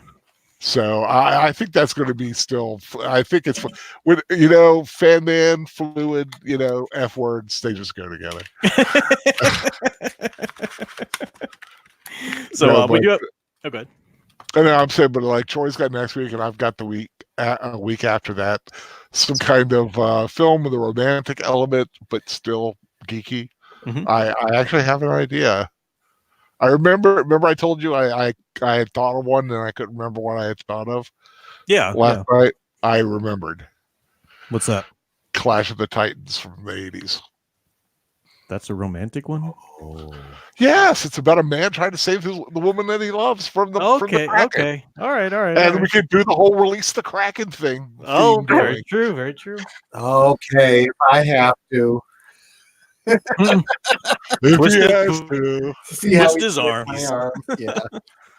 It's one Oh. possibility. It's a possibility. There is a couple others that may rear their head, but Clash of the Titans is in the running for the 15th. Gotcha. So we're planning the thing next week. We're planning some romantic film the following week. I wouldn't call it romantic. Like I said, not romantic, but at least someone in it. There's a romance kind of drives it a little bit. Sure. So the following week, I guess that would be the 22nd. I'm thinking I've talked about doing the pilot episode, the 2-hour pilot of Twin Peaks. Oh, week. cool. And Professor, if you could make it, I'd really like you in on that. I'd really like to make that one too. Let me what date is that? Because we're talking about so many 22nd? weeks in the future. That might be the weekend I'm at Farpoint Convention. I think that's the week when Farpoint is. Oh, you're doing Farpoint? Cool. Yeah, doing Farpoint. I don't. If it's not, I'll definitely be there. But Okay. if it's a Farpoint, I'll be at the hotel, the convention there, and everything, the panels and whatnot. So It may be. I think it is that weekend. we'll see. And even if I'm there, if the no panel, if nothing late is scheduled, maybe I can jump on if the Wi-Fi in the hotel isn't so bad. Sure. So Because it's usually on like the week Valentine's Day weekend. It's usually on that weekend. But, yeah, either that or the one directly after before it. It's always right around. I remember the first. It was always around like President's Weekend. Mhm. Because I remember that that day off. it was the very first first convention period I ever went to. I was talking about the other night was a Farpoint, and it was on Valentine's Day weekend. So that Saturday night, which was actually Valentine's Day for that year, they a group of fans, because everybody holds parties in their rooms, and they'll put up signs all around the hotel advertising this party in this room or whatever. And it was the anti-Valentine's Day party. It was like but apparently they promised like all this kind of sexy stuff going on. What's that? It is 21st through the 23rd. Okay. So a friend of mine I was going with at the time, he I was like, yeah, I'm not going to that. And he went in, he's like, dude, it was so hot. He's like, we played these games, and like one of them was the guys in the room that were paired up with the girls, and the girls had to roll a like golf ball up a guy's pants leg and down the other one, and like they see who could do it the fastest. And he's telling me all these ideas. I'm like, what? Sounds kind of interesting. So then I got to look at all the girls who attended that party, and I was like, yep, I pass. Oh, God. Don't need to play that game. I'm good. So That is so wrong. what kind of convention is Farpoint? It's a fan run. It started out as just a Star Trek convention, but it's just fandom in general. Yeah, I was Comics, gonna say, it sci-fi, sounds like it everything. should be a Star It's Trek a convention. it's Encounter very Farpoint, yeah. yeah. It's very small. It's a very small, low key. Mhm. It's very laid back. Very I like cool, yeah. Farpoint because of that. It Yeah. sounds like WindyCon here. Yeah. Yeah, because and this year they have Penny Johnson Gerald and Anthony Montgomery and Mary Chieffo Mary Chieffo Check from my, Discovery. check my Facebook. I just shared the Klingon Pop Warrior was doing a duet with Mary Chieffo. They were singing "No Scrubs" in Klingon. Oh, cool. Yeah, the only one that I'd want a autograph from this year is Penny, and I already have hers. So Yeah, I got Penny's. Although I wouldn't mind having hers in the Orville outfit.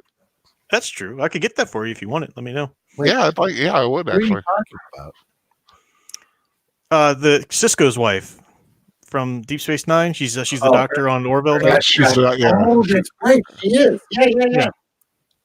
the one who got real busy with the The blob. She Al's got her favorite jelly character. on. She Yeah. got her jelly on. I was so Yeah. excited when that happened. That Kept was sending me cool, gifts of man. it because he identifies with the jelly character. Jelly got some. The the jelly wants what the jelly wants. Jelly can get into places. Oh man, Yaphet is the man. Yaphet, that's his name. Yeah. Okay. All right. So we'll do office hours Tuesday, Heir to the Empire Thursday, all as usual. Anything else coming up from you gents besides film rewatches? I should have a video coming out in the next day or two. I'm finally getting that birthday present video done this weekend. Cool. It's Very really cool. it's really just me bragging about how awesome a wife I have, but We know. I'll be sure to watch that one. No, that's cool. Yes. Yeah. Keep tabs on Troy's Yeah, channel. yeah. I'll probably do an impromptu live stream at some point this coming week. Okay. Also playing around with a couple of concepts like when to do a movie that like neither of you two really want to do. Something like a Showgirls rewatch. Mhm. Maybe do it a little bit later and call it Al After Hours. Ooh, I like that. So Nice. yeah, may not be anytime soon, but it may be something that happens. if we make it a regular thing, it could be like Once a or twice. Cinemax kind of thing. Yeah, yeah. Oh man. Show like some of those weird like teen sex movies from the 80s, like a Porky's or although I can't remember that. Oh, I haven't seen it in years. And I can't find it on MP4 though, sadly. But I came across a version of a movie called Hot Dog, which was like a really bad ski movie. That was really bad.